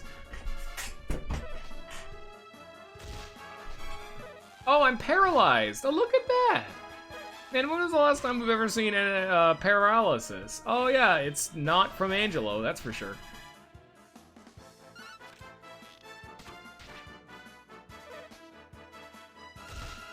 Ow. Ow.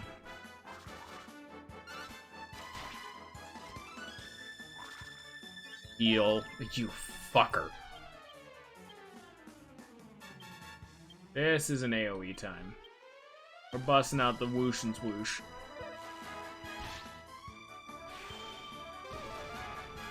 This is why the Fat Bat has never been featured in Dragon Ball. Top 10 enemy characters Goku couldn't beat. Number 1, the Fat Bat. Oh great, now Yangus doesn't get a turn. My favorite. And he's still poisoned because laughing and dancing is not counted as a status effect and does not overwrite the other status effect he's already suffering from, which is poison. I can't move my body.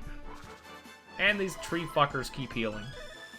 Because I would have killed them, but they unfortunately made Yangus start laughing, which means I don't get a turn. Eventually the bang will kill them. Fat Cat? Nah, that's a different character. That was a spin-off. Fuck. Fat Cat was the, like, direct-to-DVD sequel that no one really wanted, that was way past its prime, but the fucking suits wanted.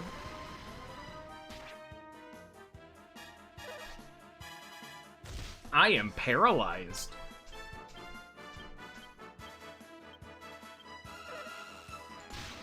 Jessica is dead.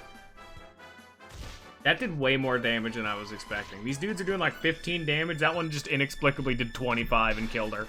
And it also poisoned, so even if it hadn't, like, killed her, it would have killed her. You know what I mean? Imagine being murdered by a fucking hallway fight. Aren't these enemies fun, where it's just a shitload of status ailment dickheads?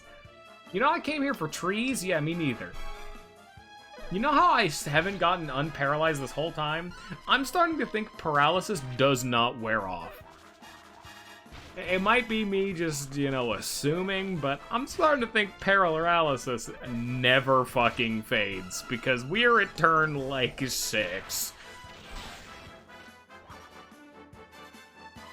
Oh no, the status ailments aren't good. They're only good for the enemies. The status ailments for the players never fucking work. Can we have a quick, like, snap cut of every single time Angela has used Angel Eyes and had a paralysis not occur? Main character cannot play the game. Yangus is poisoned. Angela's at 3 HP. Yangus is also at 32 HP. Of course, the one who has the most HP is the dude who didn't get a turn the entire fight. Man, I had fun. I'm sure glad this occurred. Jessica remains lifeless. Jessica remains lifeless. Jessica remains lifeless. Jessica... Oh. Jessica returns to life. I'm so glad that that spell that cost 10 MP cost 40.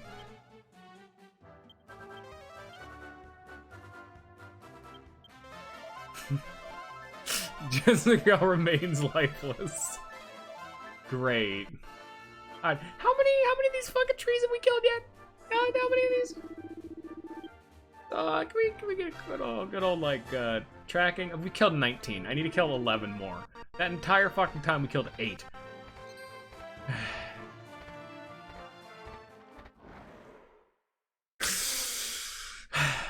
Oh my god, an actually reasonable tree-based fight. Look at this. Never before seen content.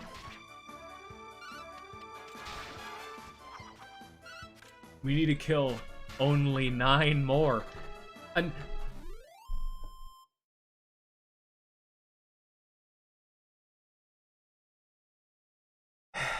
if you guys can see the look on my face right now, I guess we need to kill 10 more now.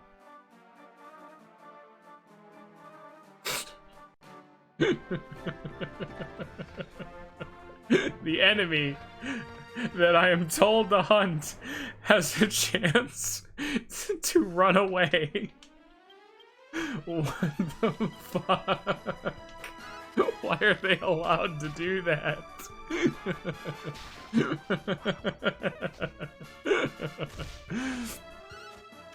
Oh man, welcome to RPG, everybody, and welcome to the show. I hope you all enjoy an RPG stream. Yay! Jessica's dying. She's already below half health.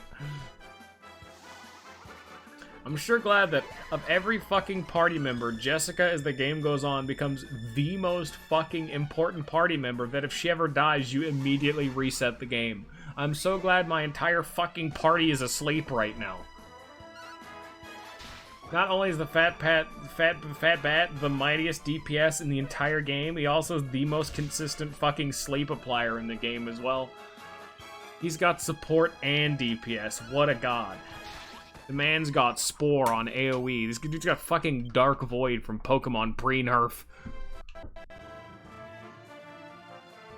Which is absolutely asinine that they nerfed that fucking move. Like, wow.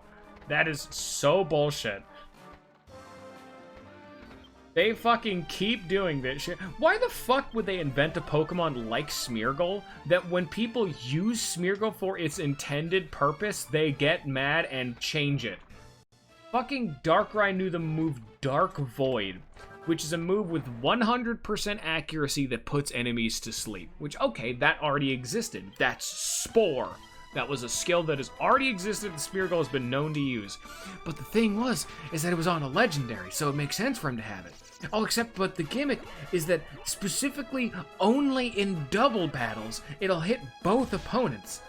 So, if you're in one of those formats where Darkrai is banned, you can use Smeargle and have him use Dark Void. Except that was apparently too good.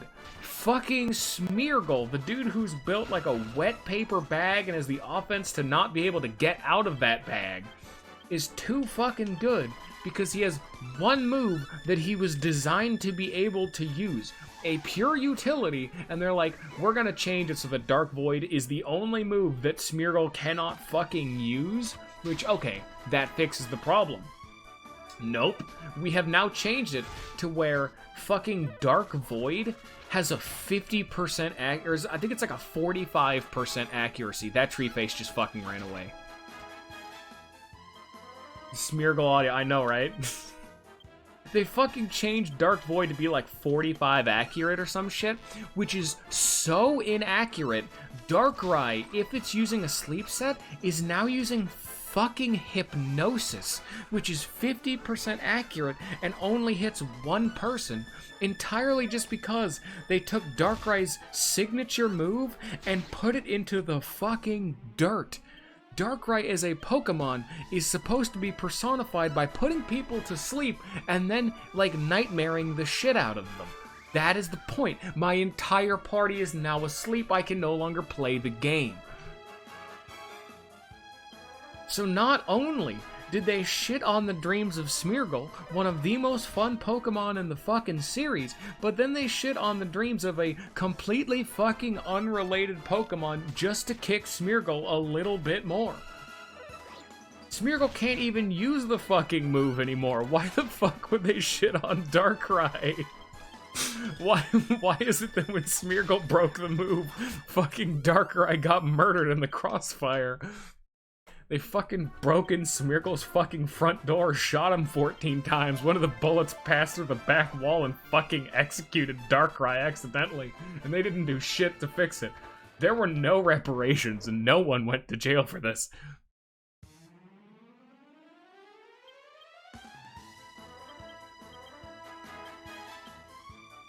This is bullshit.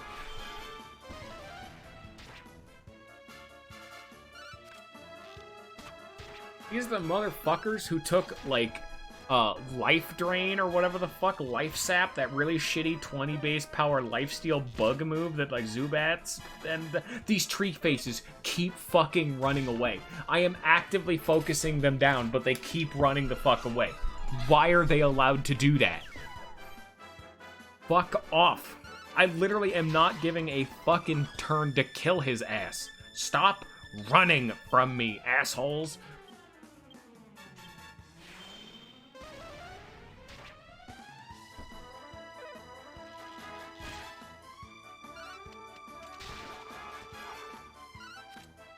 I mean, I can't really give Pokemon too much of a shit for shitting on Darkrai, because they've been shitting on one of my favorite Pokemon, Regigigas, since he was born.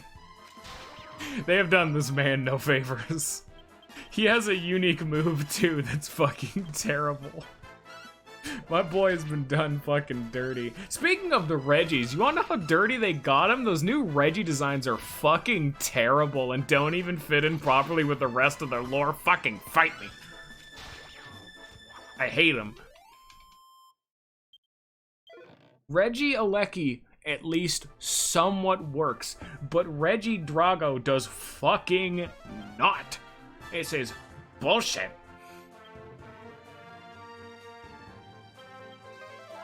I can understand Scald. I cannot understand Earthquake. No, I hate the designs of the new Regis, cause the original, cause I'm particularly passionate about fucking Gen 3 shit. The Regis are like my favorite thing Pokemon has ever done. They are an actual, genuine legend, like in universe. To find them, you need to look to the back of the fucking instruction manual to get a translation guide for Braille. Find their fucking secret ass rooms, translate hidden unknown like text braille shit into actual text that you can read, then go out of your way to find the solution to their unique fucking puzzle, and then you can get a Reggie. That is so fucking cool. Like, no other fucking Pokemon game has ever made legendaries more interesting, because they are legendary. I don't like Kyogre and Groudon. I don't like all the ones that fucking thrust them at you. Those are boring. Because, oh, will you stop sleeping overnight? Because fucking Pokemon games throw the box legendary at you. Just fuck it. Just take them. Get them out of here. You want to know what Pokemon Generation 1 didn't do? That? They didn't have boxed legendaries. You had to go fucking find the legendary birds and Mewtwo. You didn't just get them. They weren't as good as the Regis, because the Regis were an evolution of the system that was established in Gen 1. That is so asinine. And then, the whole lore behind them, which is another part I like about, because there's layers to this shit. I got fucking layers, baby, of why I like these fuckers. Because the Regis are supposed to be elemental golems created by Regigigas when he was fucking terraforming the damn planet partially. And they're made of natural elements to help him govern this shit. Regi Ice was made of ice because that is a baseline component found on a primordial Earth. Before, like, life has started to spring up en masse and, you know, people started existing, you know what there was a lot of? Rocks and fucking ice. Steel is a bit more of a stretch, but you know what it was? Hot. And you know what probably formed deep in the fucking earth? Iron. You know what? Fine. I mean, I'm not crazy about it, but, like, I get it. That's why I'm not, like, I don't like Regieleki, but I'm like, okay, thunder still exists. Lightning, like, was a thing? Sure. There were not, like, dragons as, like, a building block of the planet. That wasn't a thing. There were probably dragons around, because that was the time of legendaries, but there wasn't just, like, you couldn't go up and see, like, a mountain of dragon. That wasn't like a material. You don't randomly get like dragon storms. You don't dig into the earth and find a molten core of dragon. That doesn't happen. That's not right. You know what you could have done? You could have made Regiground. There's a lot of ground. There's a ground everywhere. How you could have done one of the fan concepts, which is one of the fucking coolest ones I could understand, which was like a destroyed and decayed version of all of the Regis, because it was all of the Regis after being like fucked up. I don't remember the exact contest, and I think it was in Pokemon Clover was like a concept thing, the fucking 4chan shitpost one. But it was the fucked up version of all the Regis after they've decayed for a while. Registeel became Regirust, which I forget what typing he became. Regirock became Regimelt, which is rock after having been melted. Or no, Regirock became I think it was Regimelt. Because it was like molten rock that has melted down, and it became a fire type. Or maybe that one became ground. Maybe that was Regicorrode, I forget. And then Regimelt was Regiice, but he melted. And he became a water type. Because the ice melted. No, I could not, Scion. I'm being impassionate about something. Why are you stopping me? We are literally sitting here farming for fucking trees. What else do you want me to talk about? I am passionate about something. This is what we're here for. I'm not complaining. I'm having a fight. That's a cool idea. I'm being passionate, damn it. I like the Regis. They're cool as fuck. They're the coolest thing Pokemon's ever done. People in the Discord always give me shit for shitting on fucking Pokemon. I hear I'm giving Pokemon fucking credit. The Regis are cool. And then they did my boy Regigigas dirty. Because he's also cool. And then he's like, actually shit. Those two are only cool because Arceus is cool.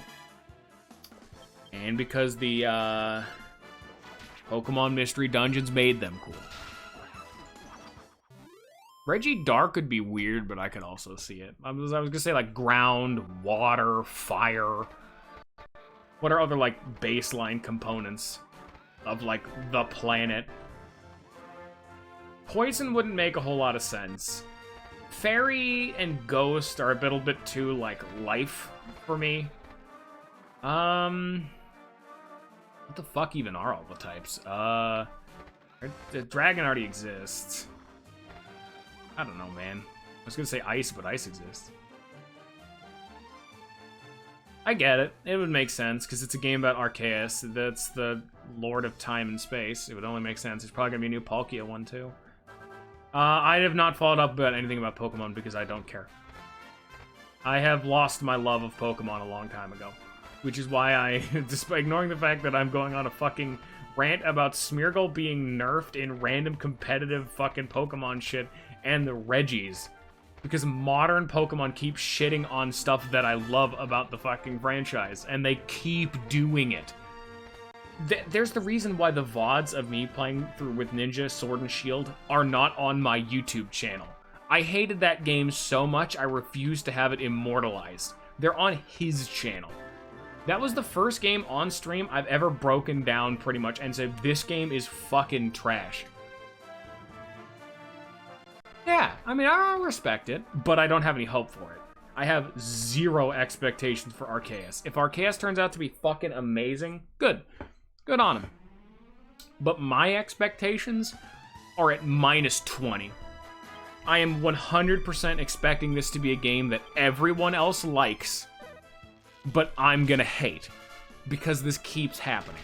Except with Sword and Shield, everyone hated it. And with Sun and Moon, everyone hated it. And with X and Y, a lot of people... People ever like these games? There's this fucking trees running away. I know a lot of people did, but now that I think about it, I remember hearing everyone kind of like shit on these games.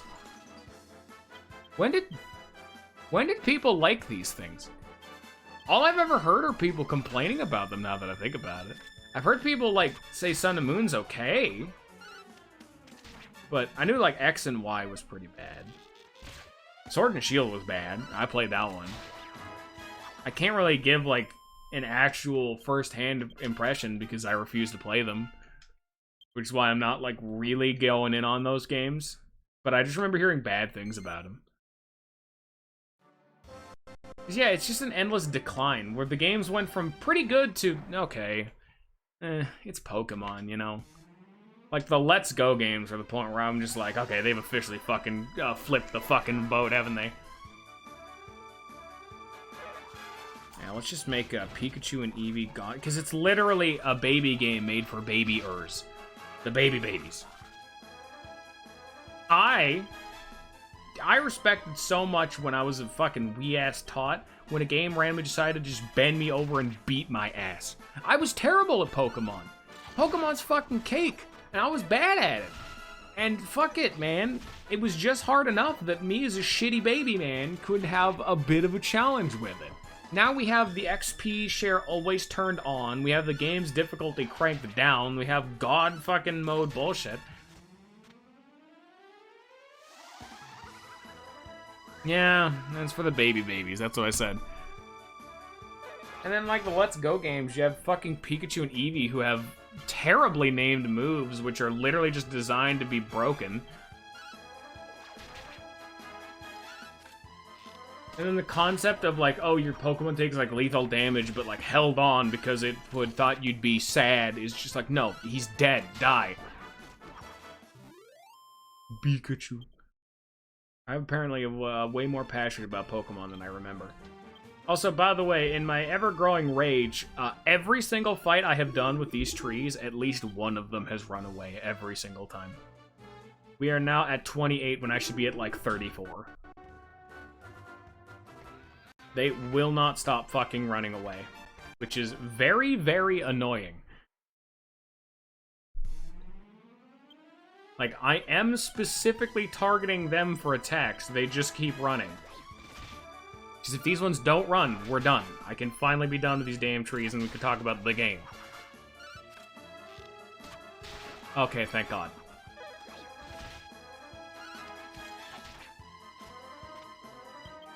See, this is what we're here for. This is what happened in, like, genealogy, too. Like, whenever we're at a slow point, I'll just start rambling.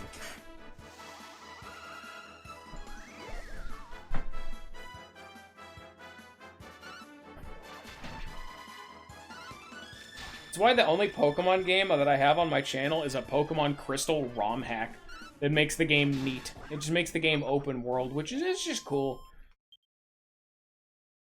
I'm not even particularly passionate about the older games. I think they're good, but I don't know if I would say they're great or anything, you know? They were just pretty good. They were never some of, like, my, like, all-time favorite, like, holy shit, I love this game kind of game. They're pretty good. Gen 3 was, it's like, Gen 3 was the one I grew up with, so obviously I'm, like, inherently super biased to that one. Gen 4, Gen 2 remakes were the best ones I've played.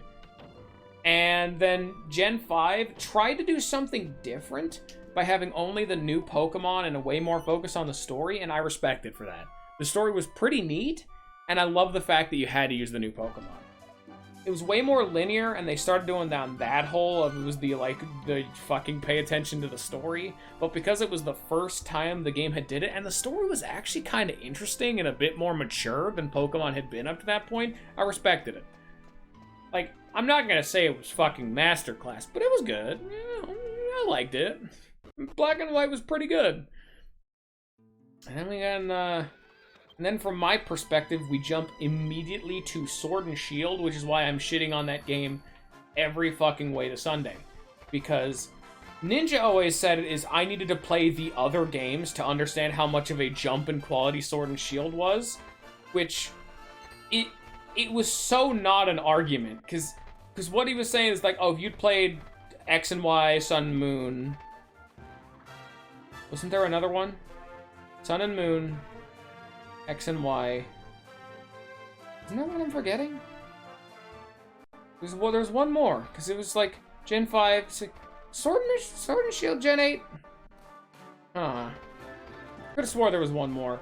But like both of them were such massive declines in quality that like even Sword and Shield being better than them, it's still not as good as the older games. And, like, it's not even that, like, I have rose-tinted glasses. I can go back and play the old Pokemon games. Hell, I have. On stream. Pokemon Crystal. That was a ROM hack, but the point still stands that I had fun. Straight-ass just Pokemon? Yeah, I can do it. They were fine for their time. They're fun for just turning my brain off, you know? Like, I can still watch videos on YouTube just rocking through the fucking old-ass Pokemon games. Where the fuck is this thing I'm looking for, by the way?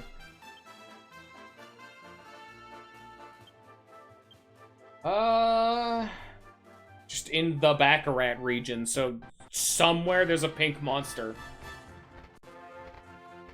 I guess I'll try heading north.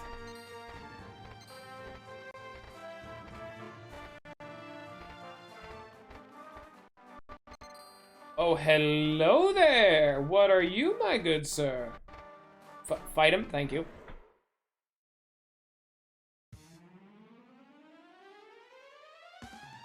The Raging Rooster, okay.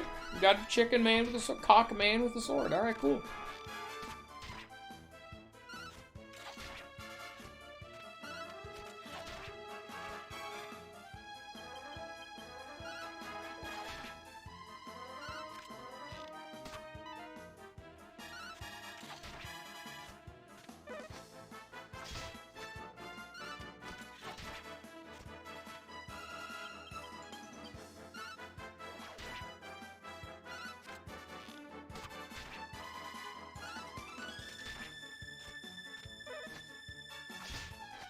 Ow! Holy shit, okay.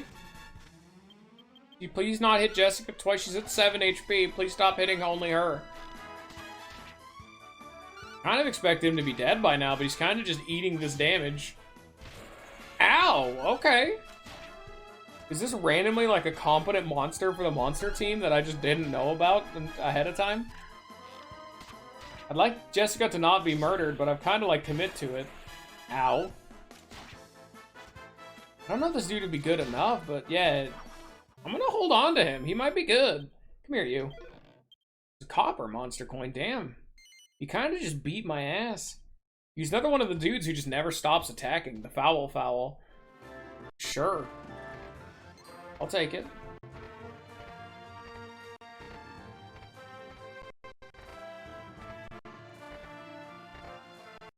God, the stutter. Jesus.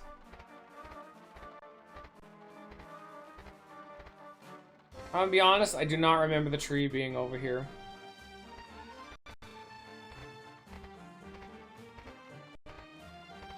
Honestly, despite it, I heard a lot, like, browsing around the wide web. I did actually see some people who weren't particularly into Deltarune. Chapter 2 in particular. I was kind of one of them. Chapter 2 was not as good as Chapter 1. The only thing it had over Chapter 1 was that, Spamton steals the fucking show and is, like, the main reason it's worth it. Birdly was also really goddamn good. It's annoying they kind of actually do him a bit dirty, but, you know. They kind of give him the shaft, but that's kind of the joke, and I can at least respect it a little bit. Because they're, like, committing to it. It's, like, the bit. And him being a dumbass is pretty fun. But absolutely would have wanted him in the party. And on the team, in the party.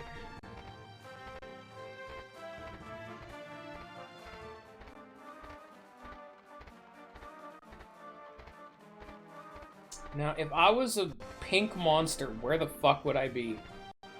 Right here, right in front of me, right now. Oh, hello! There it is! Wow, I was right.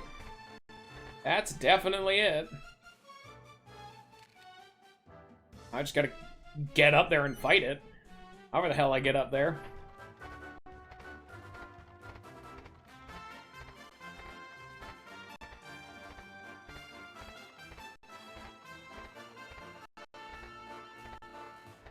I'm totally willing to accept Birdly in the party later. I wasn't as crazy. I was very unengaged with Noelle's story. A cherry-evil blossom.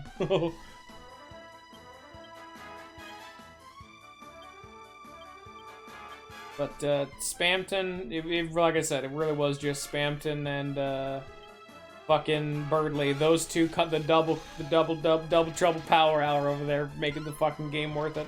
It was a great time, honestly. Angelo still failing to paralyze absolutely anything.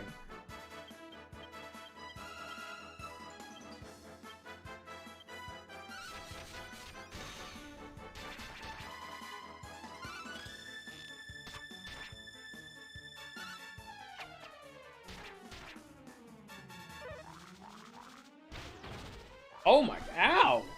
62 damage on a basic attack, damn, alright. Okay, calm down. Damn, bro, okay. Whack, maybe it'll work. Who knows? Yeah. Unfortunately, this is not Smash Bros. You do not get a higher chance the more damage they are. I don't think, at least. Yeah, we've still never gotten Steel Sickle to ever actually work. It's supposed to steal from enemies based on their drop rates, but I'm guessing that just every enemy I've ever used it on hasn't had a drop rate that I've rolled, or a drop at all. Because a lot of enemies actually don't in this game. Okay, I guess.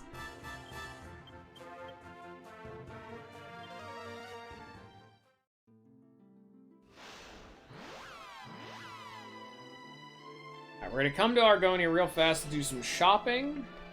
Actually, this is where we're supposed to go next, but I need to go from Chateau Felix to Argonia just to walk. It's important then to get that done, because there's some stuff I gotta grab along the way, positioning-wise. But I'm gonna go try the big dude in Neos again.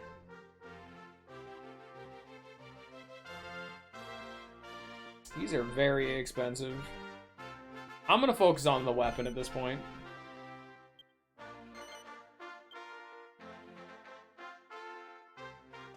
Damn. Looking fly, my guy. I have not seen anything on it. I plan on playing the game myself, so I don't look into those kind of things. Yeah, I have no idea. Like, I'm trying to think about anything I've overheard in passing, but I really do know nothing about SMT5.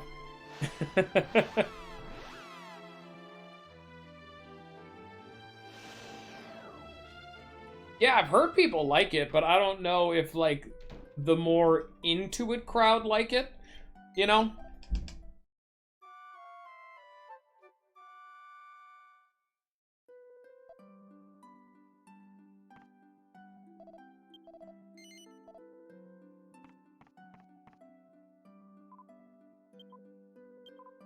I hope it's one of those games that just people bought and got absolutely ass blasted. So that happens a lot with Nocturne, which is always fun to see. People are like, "Ooh, I've always wanted to get into Shin Megami Tensei. Let's go try out Nocturne. That's the one that everyone talks about." And then they die in the tutorial because that can happen. Oh, it's terrible design, but if you specifically play on hard mode, you can die in the tutorial. It is not good, but it is very funny.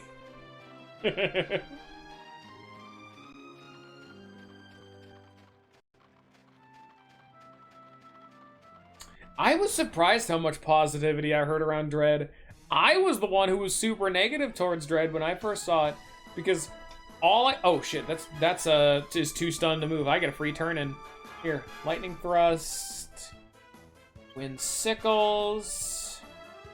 This is just a free turn I need to put damage on board, because no buffs or debuffs I have will last. So I'm just gonna do as much damage as I can.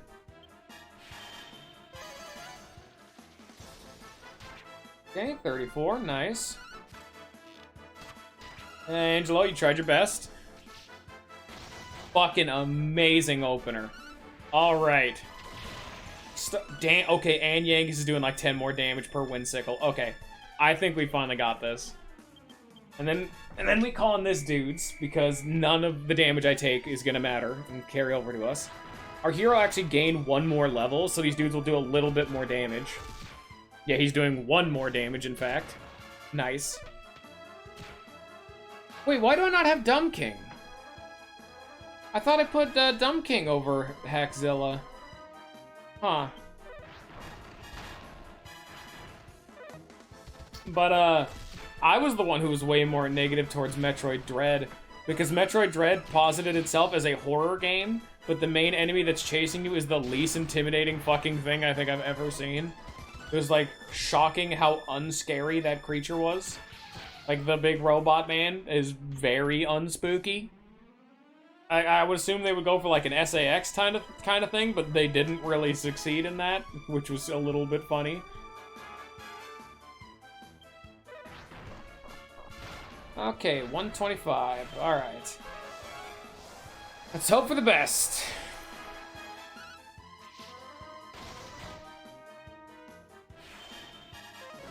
Yeah, that's kind of disappointing. I don't really know, like, anything about him, though. That's the whole thing.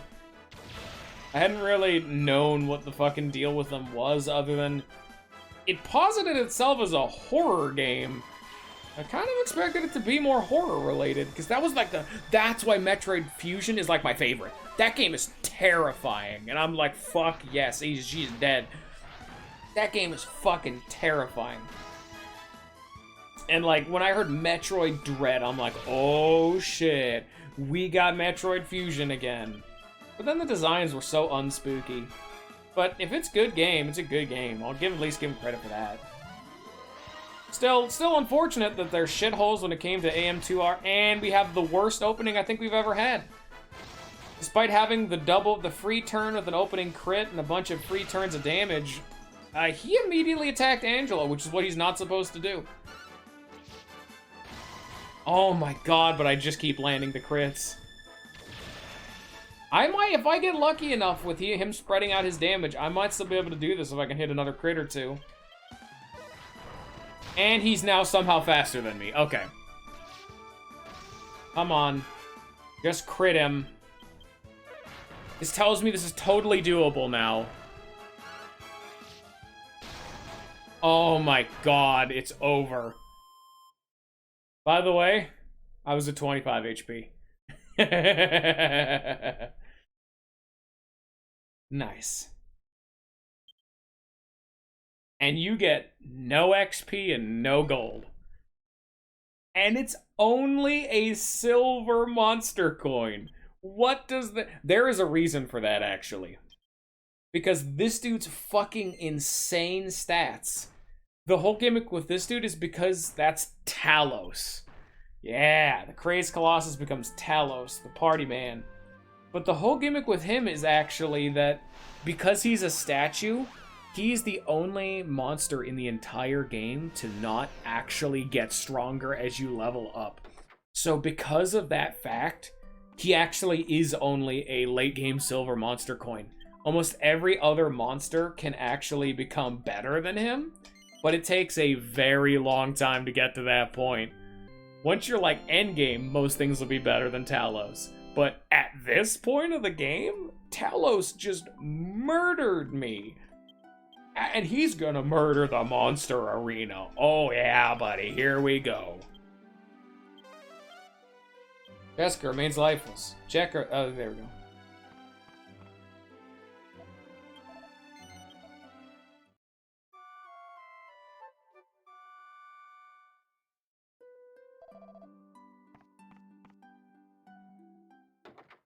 So is Metroid Dread finally a sequel to Metroid Fusion? Are we finally getting like an actual progression in the Metroid lore cinematic universe? Because for some reason they haven't actually progressed any Metroid plot for like years. Oh, thank God. Actually, good question. I don't know if it'd be a spoiler or not, but how do they fix Samus? She's like fucked up with the Z parasite DNA. That's just like a part of her now. Is she just wearing the suit over that? Because she just kind of looks like that now. Or do they just kind of sweep that under the rug? Because she's just like that now. Oops.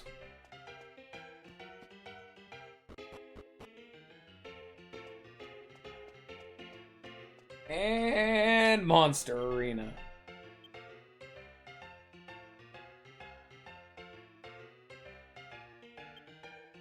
No, wait, I actually didn't even put him on the damn team.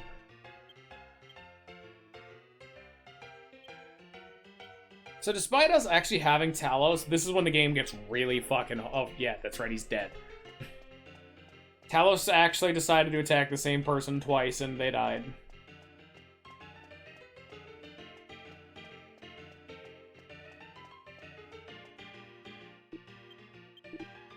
I'm quite surprised that I was able to beat Talos, though, because every single crit the hero got was a coin flip.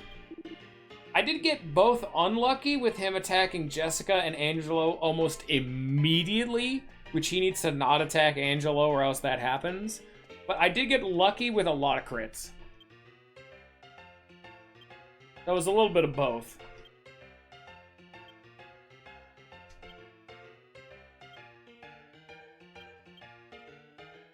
Let's actually see.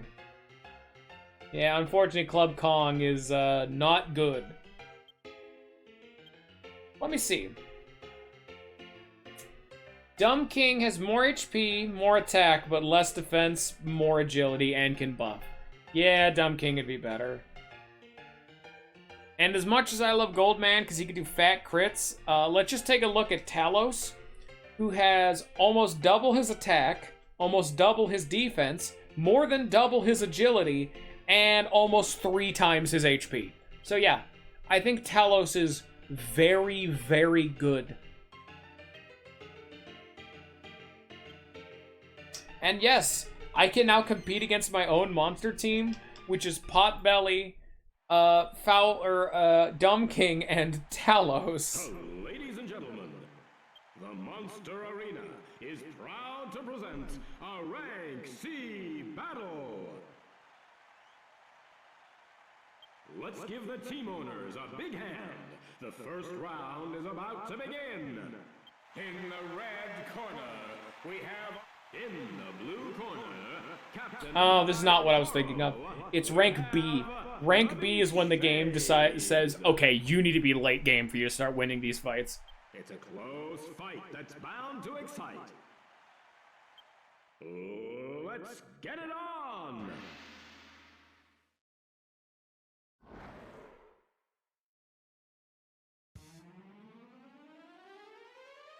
Go get him, Talos. 1 damage. Get fucked. 150 damage on a basic attack. Talos don't give a fuck. No damage.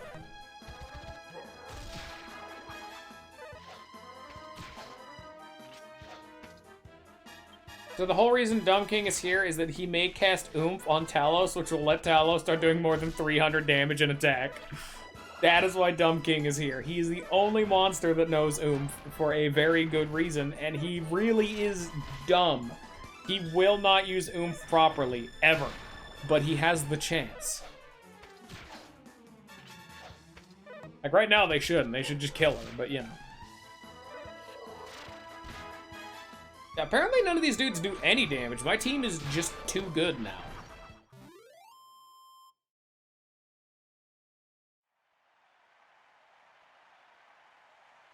The fans are going absolutely wild! And now, it's time for round 2 of the Rank C contest! The teams are in the red in the blue corner, captained by Crazy Inventor, Mad Scientist Spawn, it's Bad Science! It's a fight so tight, even Lady Luck don't know what to write. Let's get it on! I do love that they have to use the legally distinct "let's get it on," even though his voice is very clearly a "let's get ready to rumble" reference. Dead. I bet they had fun. The Mechamina, they definitely had fun.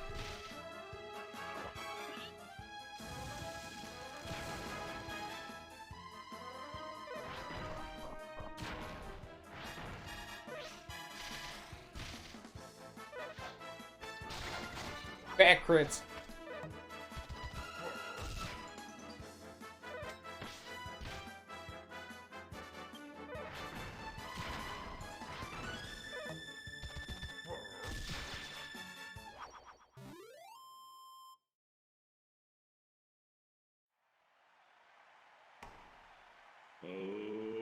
Ladies and gentlemen.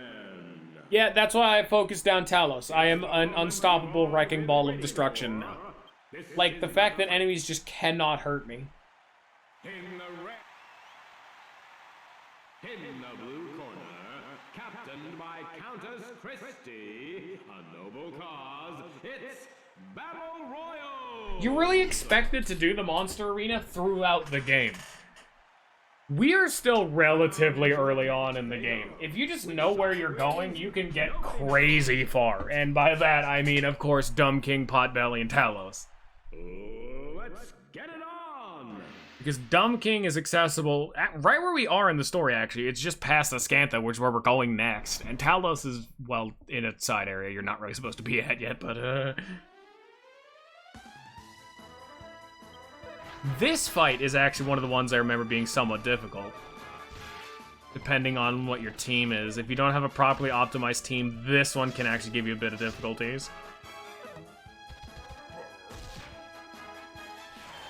There's the oomph. Oh, he put it on Potbelly. Interesting.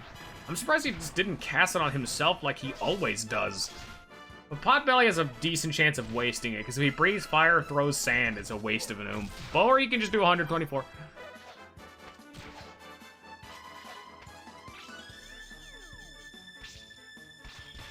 That attack is decently scary. You can see they're actually fucking up our teammates. Like if we didn't have Talos just wrecking face, running a train on him, you know, we would be pretty fucked up right about now. Like, Dumb King's almost dead, Potbelly's almost dead. See? Don't fuck around, dead. Oh, shit. And that Phantom Fencer is really tanky. just ate a lot of damage. I actually can get a Phantom Fencer, too. That's actually one of the ones I used to use when I was a young tot. It's back near Argonia, but I didn't care to get it because this is better. I really like the Phantom Fencer, though. They're a very cool enemy. A most spectacular performance. This is the prize for winning rank C. Congratulations. An urn of Saint's ashes. That is a very important item. Don't use it for anything. You only get a few of those throughout the game. I did not predict you destroy the rank C. I did indeed destroy. He's right. You were in and out of my pit so fast, I have no time to think of a prize for you. So, I think of it now. Un momento, per favore.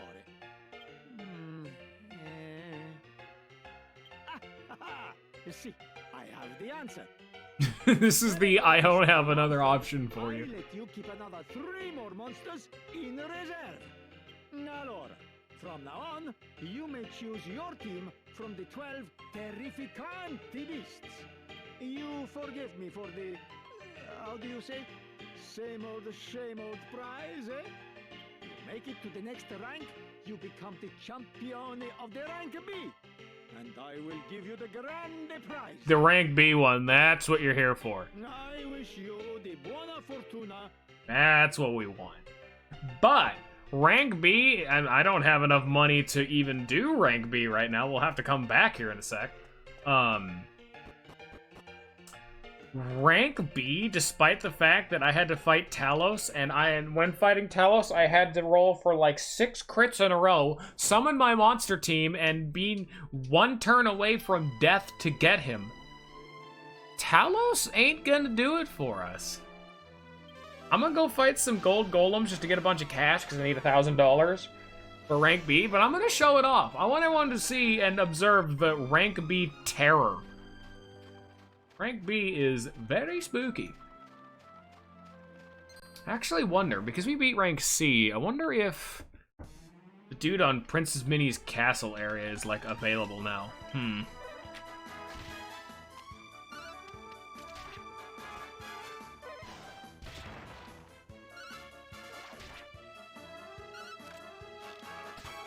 Oh my god, I'm an idiot. When fighting Talos, I could have done so much better.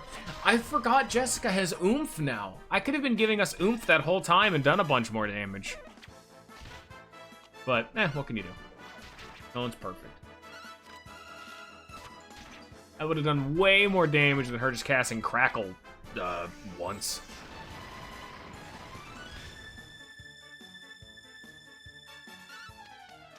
But then again, despite having 2 Accelerators and another level under his belt, Talos inexplicably outsped Yangus, despite never having done that before. Don't you just love it when the game randomizes the turn order despite an obvious and oppressive agility lead? Yeah, oh yeah, bud, that's real cool of you. 445, okay, I need probably 1 more gold, or like 2 more gold golems. If I can get a fight with both of them, that'd be great. Wait. Are you the guy? Are these the Tap Devils? Wait for him to start dancing.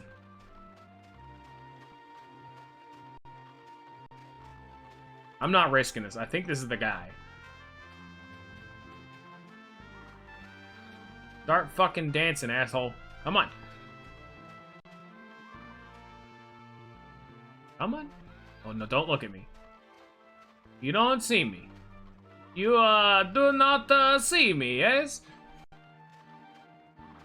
Come on, dude. Stop just jogging. You gotta get tired eventually.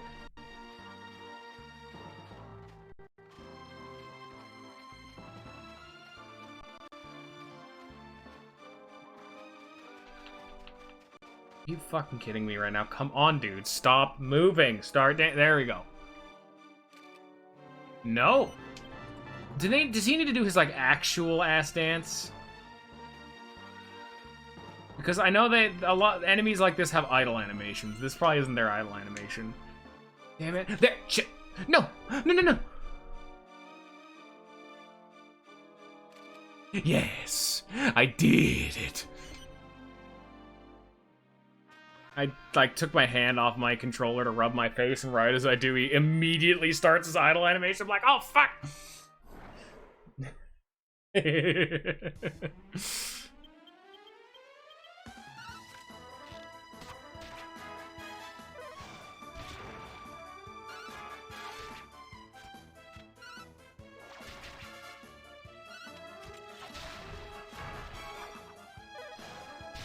Oh my god, Angelo is dead.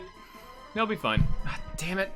I don't know what happened. For some reason now, whenever I tab out of the game, I can now no longer keep using my controller. I have no idea what random setting I accidentally turned off somehow that doesn't allow for unfocused gameplay, but alright. Alright, 630. I have enough cash now. Fortunately, now I have to go revive Angelo because no one else knows Zing.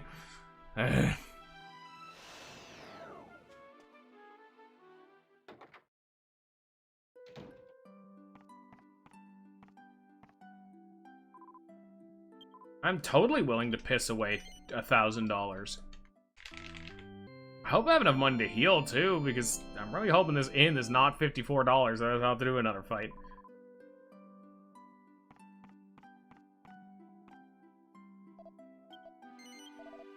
It was $4. God, this is exactly why I use this inn. It's $4. I'm getting like 600 from a fight, and these dudes that cost $4. Yes, I'm able to afford that. Thank you for asking.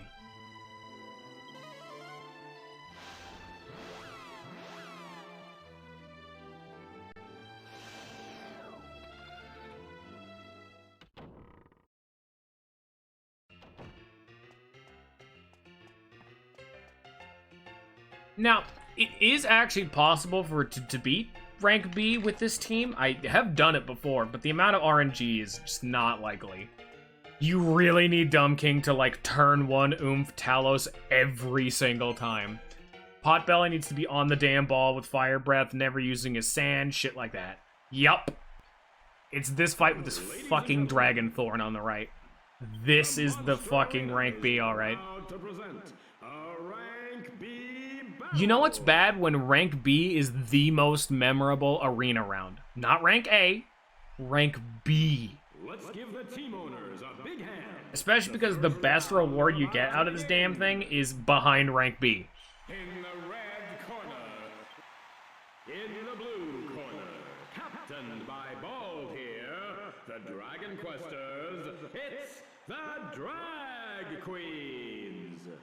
It's Do you get it? They're all dragons. For Monster Arena Fools. Let's get it on. Because the Haxorus and Potbelly reskin, all of them can breathe fire, and then the dude on the right is the DPS. Because the Dragern and the Tyrantosaurus both can breathe fire, so they hit your entire party, and the Snapdragon has insanely high single target damage. And they're all tanky, because dragons are inherently very tanky.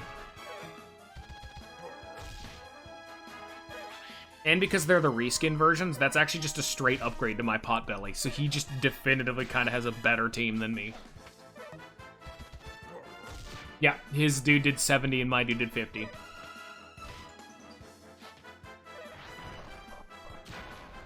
Yeah, they're not dead either. They just took 2 Talos punches to the face. That Dragern on the left is very tanky. See, this is exactly what I'm talking about Dumb King needs to not be doing. He just oomphed himself. Kafrizzle on Snapdragon. That is the strongest single target fire spell in the game. Here's 78 damage. And because it's magic, it ignores defense. The Snapdragon is the only one who will use it. And it's actually interesting, because for some reason, the monster AI actually has a preferred order of combat. They always attack the left, then the right, then the middle. Sometimes they vary it up. Like if they do AoE and another monster gets to low HP, they'll focus it.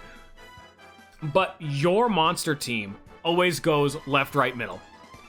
The problem is that in this fight, the Dragern on the left is the tank.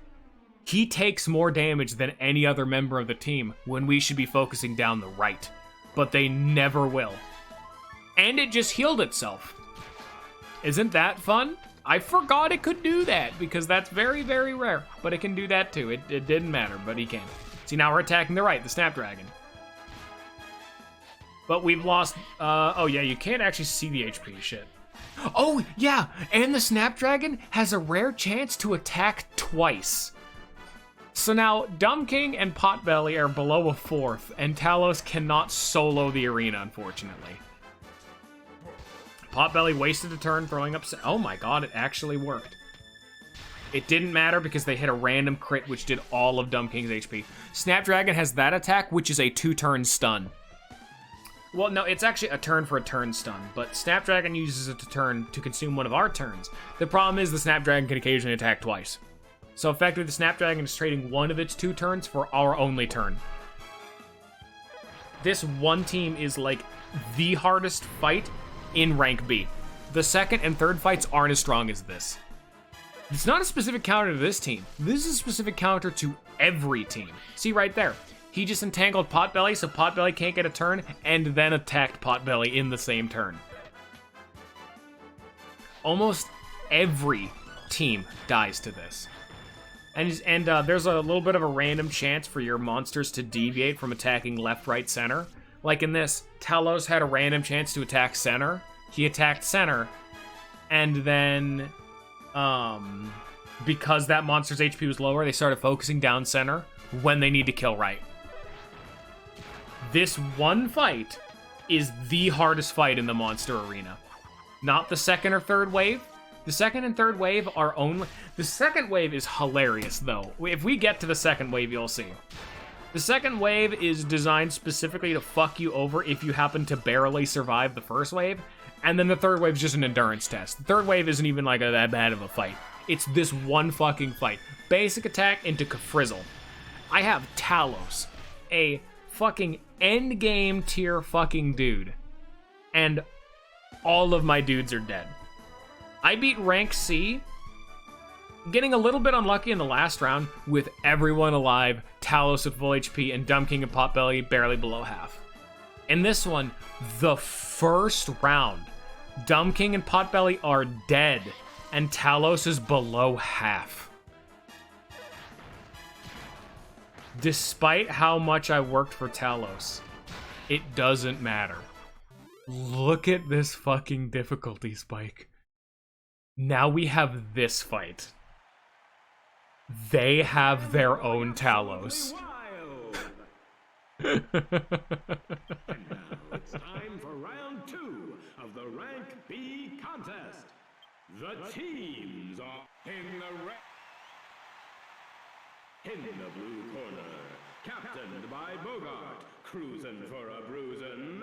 It's the Tough Nuts. It's a campaign of pain that'll fry your brain. Let's get it on! So a fun thing though is that the Talos that they have is actually the weaker version. The Stone Guardian is the weaker version of the Crazed Colossus. He has a weaker Talos. The problem is that the Boss Troll and the Golem are both enemies with a very high crit chance.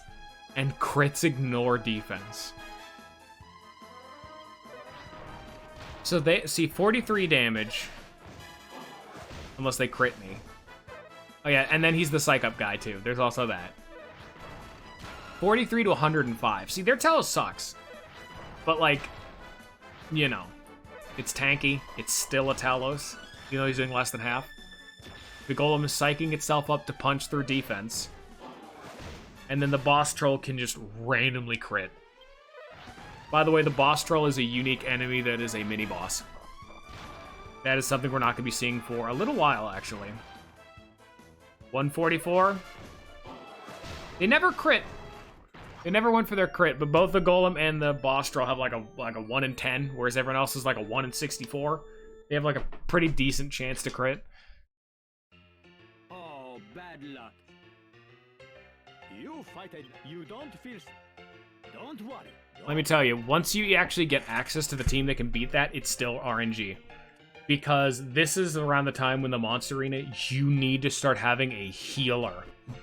You need a monster that can restore your HP, because you're never, unless your like main character is like way too high of a level, you are never gonna find monsters that are just bulky enough to deal with this kind of damage.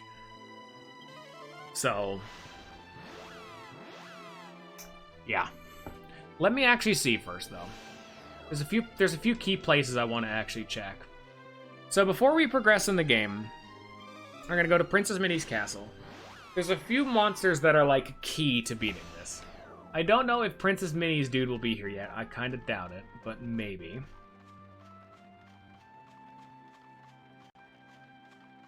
Well, there's more Tap Devils. I don't remember if he spawns in the day or nighttime, but he's like down here. This general area. He might be on the other side, actually, now that I think about it. Let me go check. I'll come back here at nighttime because I'm going to do a little bit of wandering for a while. Oh shit, treasure chest. Hello. We never actually came back here.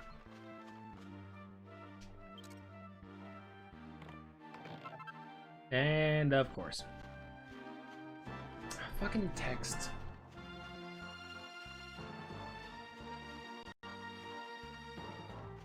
Trying to walk and not fight dudes while also getting text. Actually, where I need to go, I'm going to need to get on the boat. So it'll just be faster if I get on the boat. Because I have not been there yet. There's two places I want to go. One of them's closer to Neos, but I think the other one is closer to this. Actually, I think both are closer to Neos. And I would really rather not fight this enemy, so we're not going to.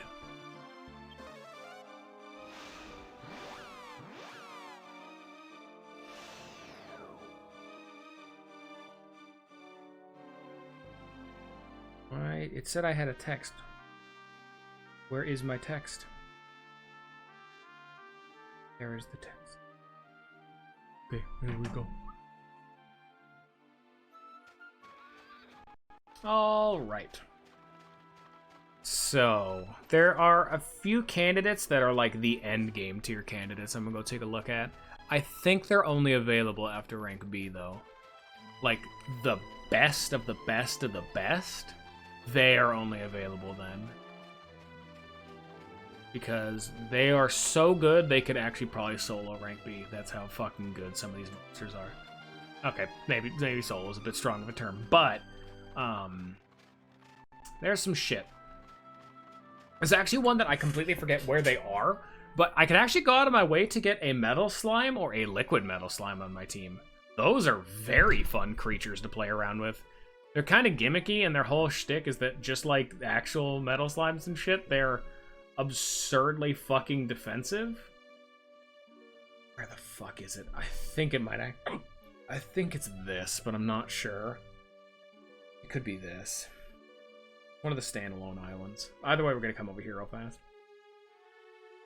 Here, let me see if I can, like, have anything to make enemies, like, fuck off.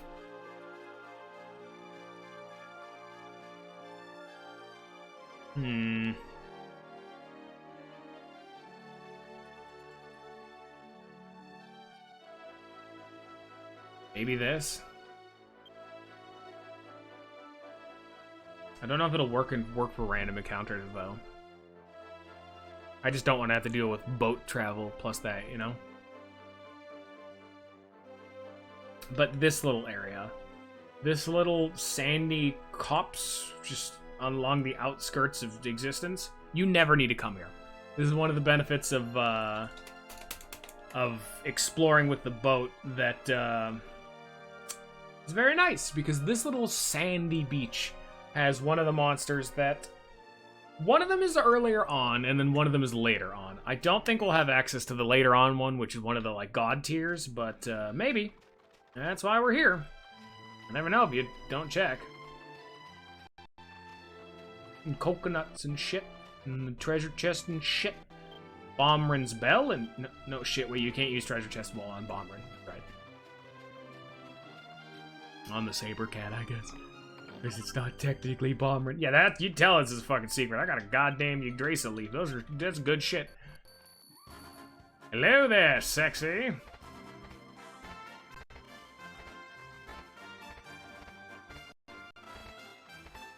Ah, I love the overworld stuttering.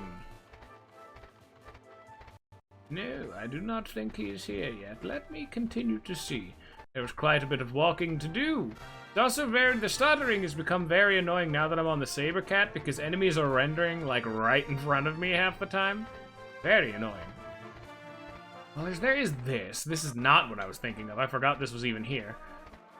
I mean, I'm gonna kill it because it gives me a ton of money. Fight it. Hello? Oh, Yoda monster. It's Algae. I forgot about Algae. I don't know what Algae's story is.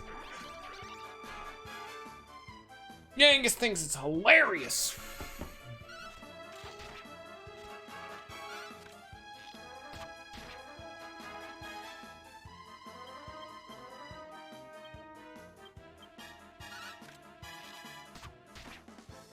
This shit's hilarious. There's another silly song. It's a hilarious song. You know what?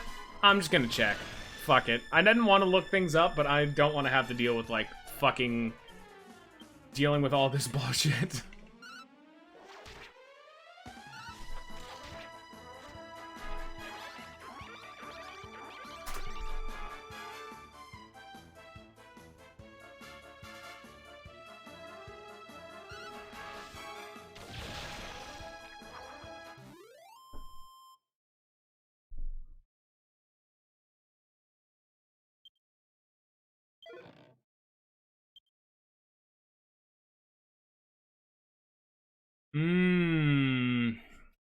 The one I was thinking of that'll help us beat rank B is not accessible yet. The main healer that'll be for all of your monster parties is not available till for quite a while, actually, now that I think about it. I'm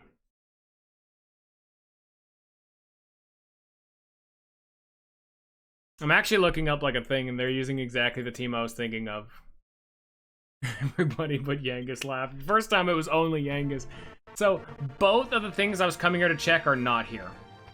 The one monster I was thinking of who's like the de facto fucking healer of like the entire rest of the game, pretty much, if you want to go that route, is not available until we're done with like 2-3 dungeons, close to like 3 dungeons from now. It'll be a fucking while. And the other one is a post-rank B one, which is annoying. So I think we're just gonna be good on that then, because there ain't shit. And the one I was thinking on Princess Minnie's Castle, that's after rank B.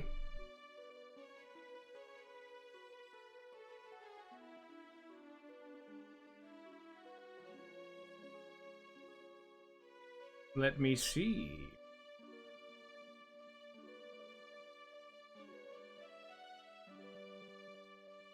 God damn it, motherfucker, rank these things by your team. What are you doing? I've seen 2 different lists, but they don't rank, or they don't list them by fucking, like, when they're unlocked.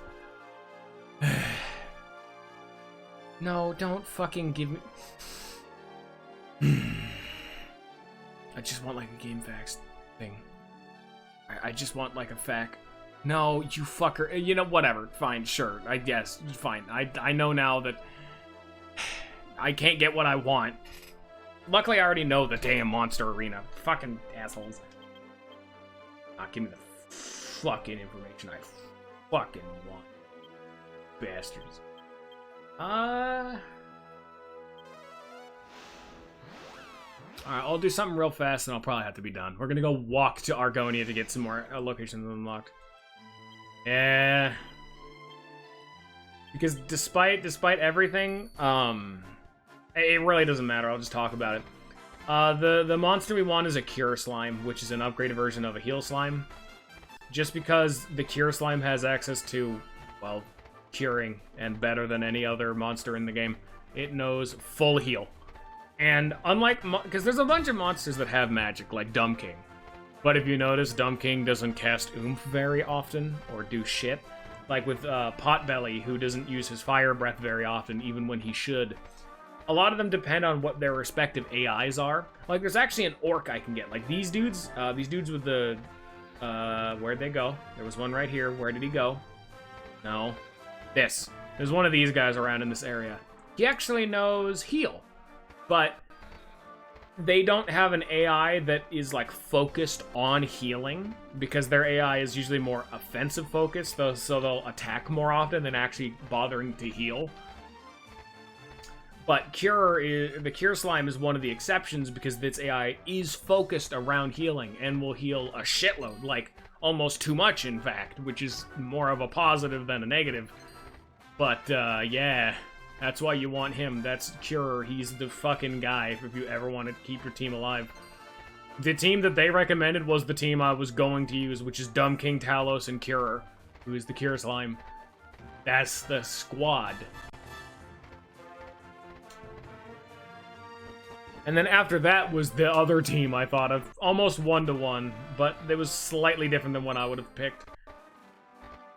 Immediately after rank B, you unlock the good shit, and you immediately replace Cure, even though there are totally recommended usages for Cure, because he's, again, still the best healer in the damn game.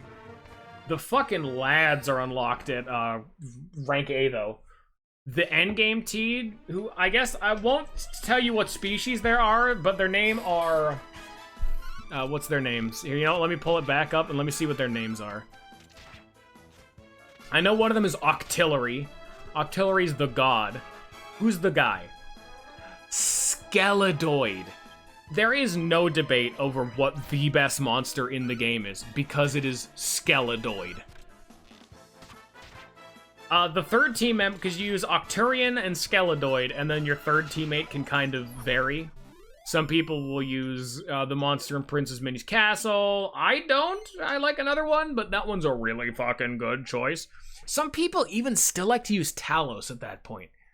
Like, Talos is good because he's just a fucking great statted body that you don't have to worry about leveling up, and he always attacks, which is like a surprisingly relevant fucking stat, because a lot of the time you'll recruit monsters that dick the fuck around a lot, but, you know, whatever. Skeledoid and Octurian. Yeah, try to think about what the fucking species actually are, because we've not seen either of them, because they're late game, end game tier monsters. We're not gonna... fucking Skeledoid, we're not gonna see as a species until the end of the game. That is a end game fucking species of monster.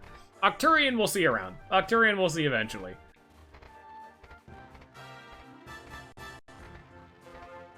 You can actually beat rank B. Oh, there's Dumb King. Look at him. You can actually beat rank B with the team I have right now, but like I said, you just need God RNG. Hello. Okay. Like, you need your team to be... This is a Cure Slime. This little red bastard, this is what a Cure Slime looks like. I just can't get him on the team, of course.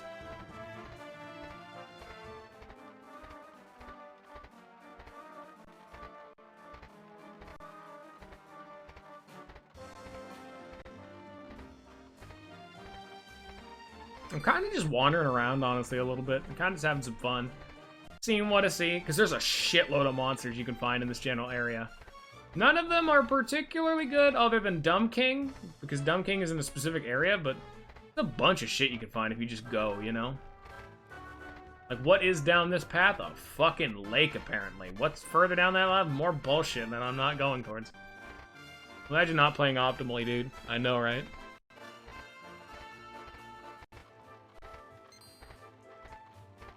Unironically, low-key, Skeledoid could, like, fuck. Skeledoid is my waifu, I'll put it that way. Here's the hooded hacker. I'm gonna beat the shit out of him. There's a bunch of fun things it can actually do. I don't know where he is, but there's actually the third kind of a golem, which is the stone golem. Because we have the brick golem, we have the gold golem, and then there's the stone golem.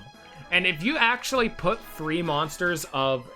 well, a species, but specifically in their case of a type, they actually have unique mechanics.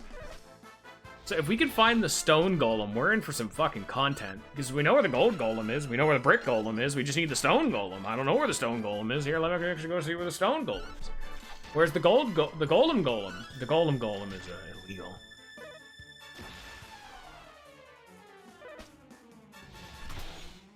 Where's the stone golem? I'm taking a peek.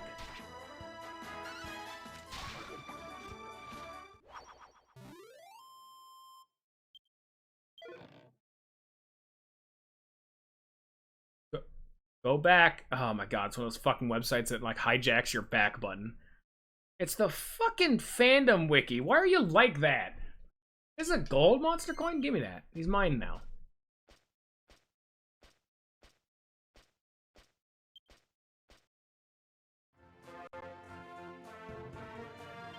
Where is he?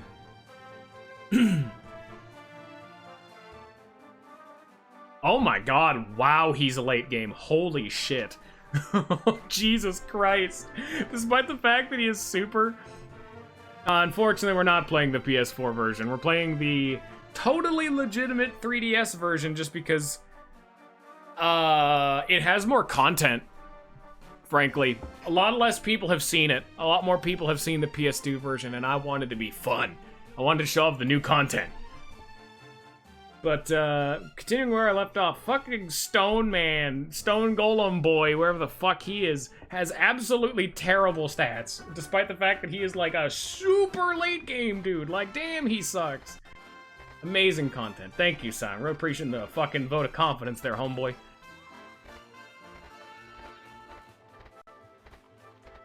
Thank you, Simon. I appreciate the vote of confidence. It really helps.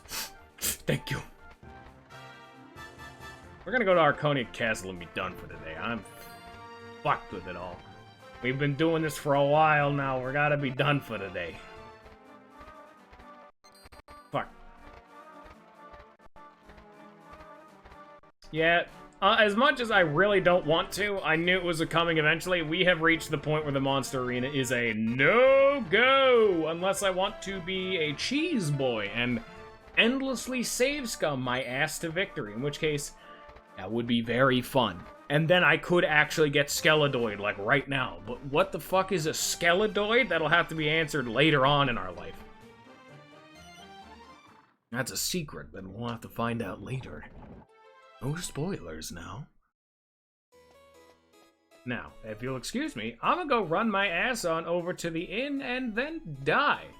Nice. Welcome to the area that we need to be in. This place fucking sucks.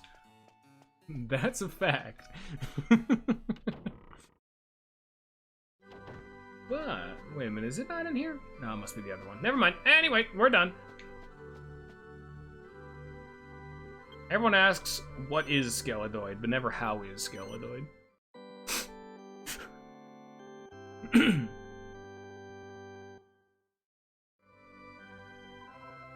Oh, Scion, why you gotta be mean like that? Why you gotta hit me with the, okay, bye.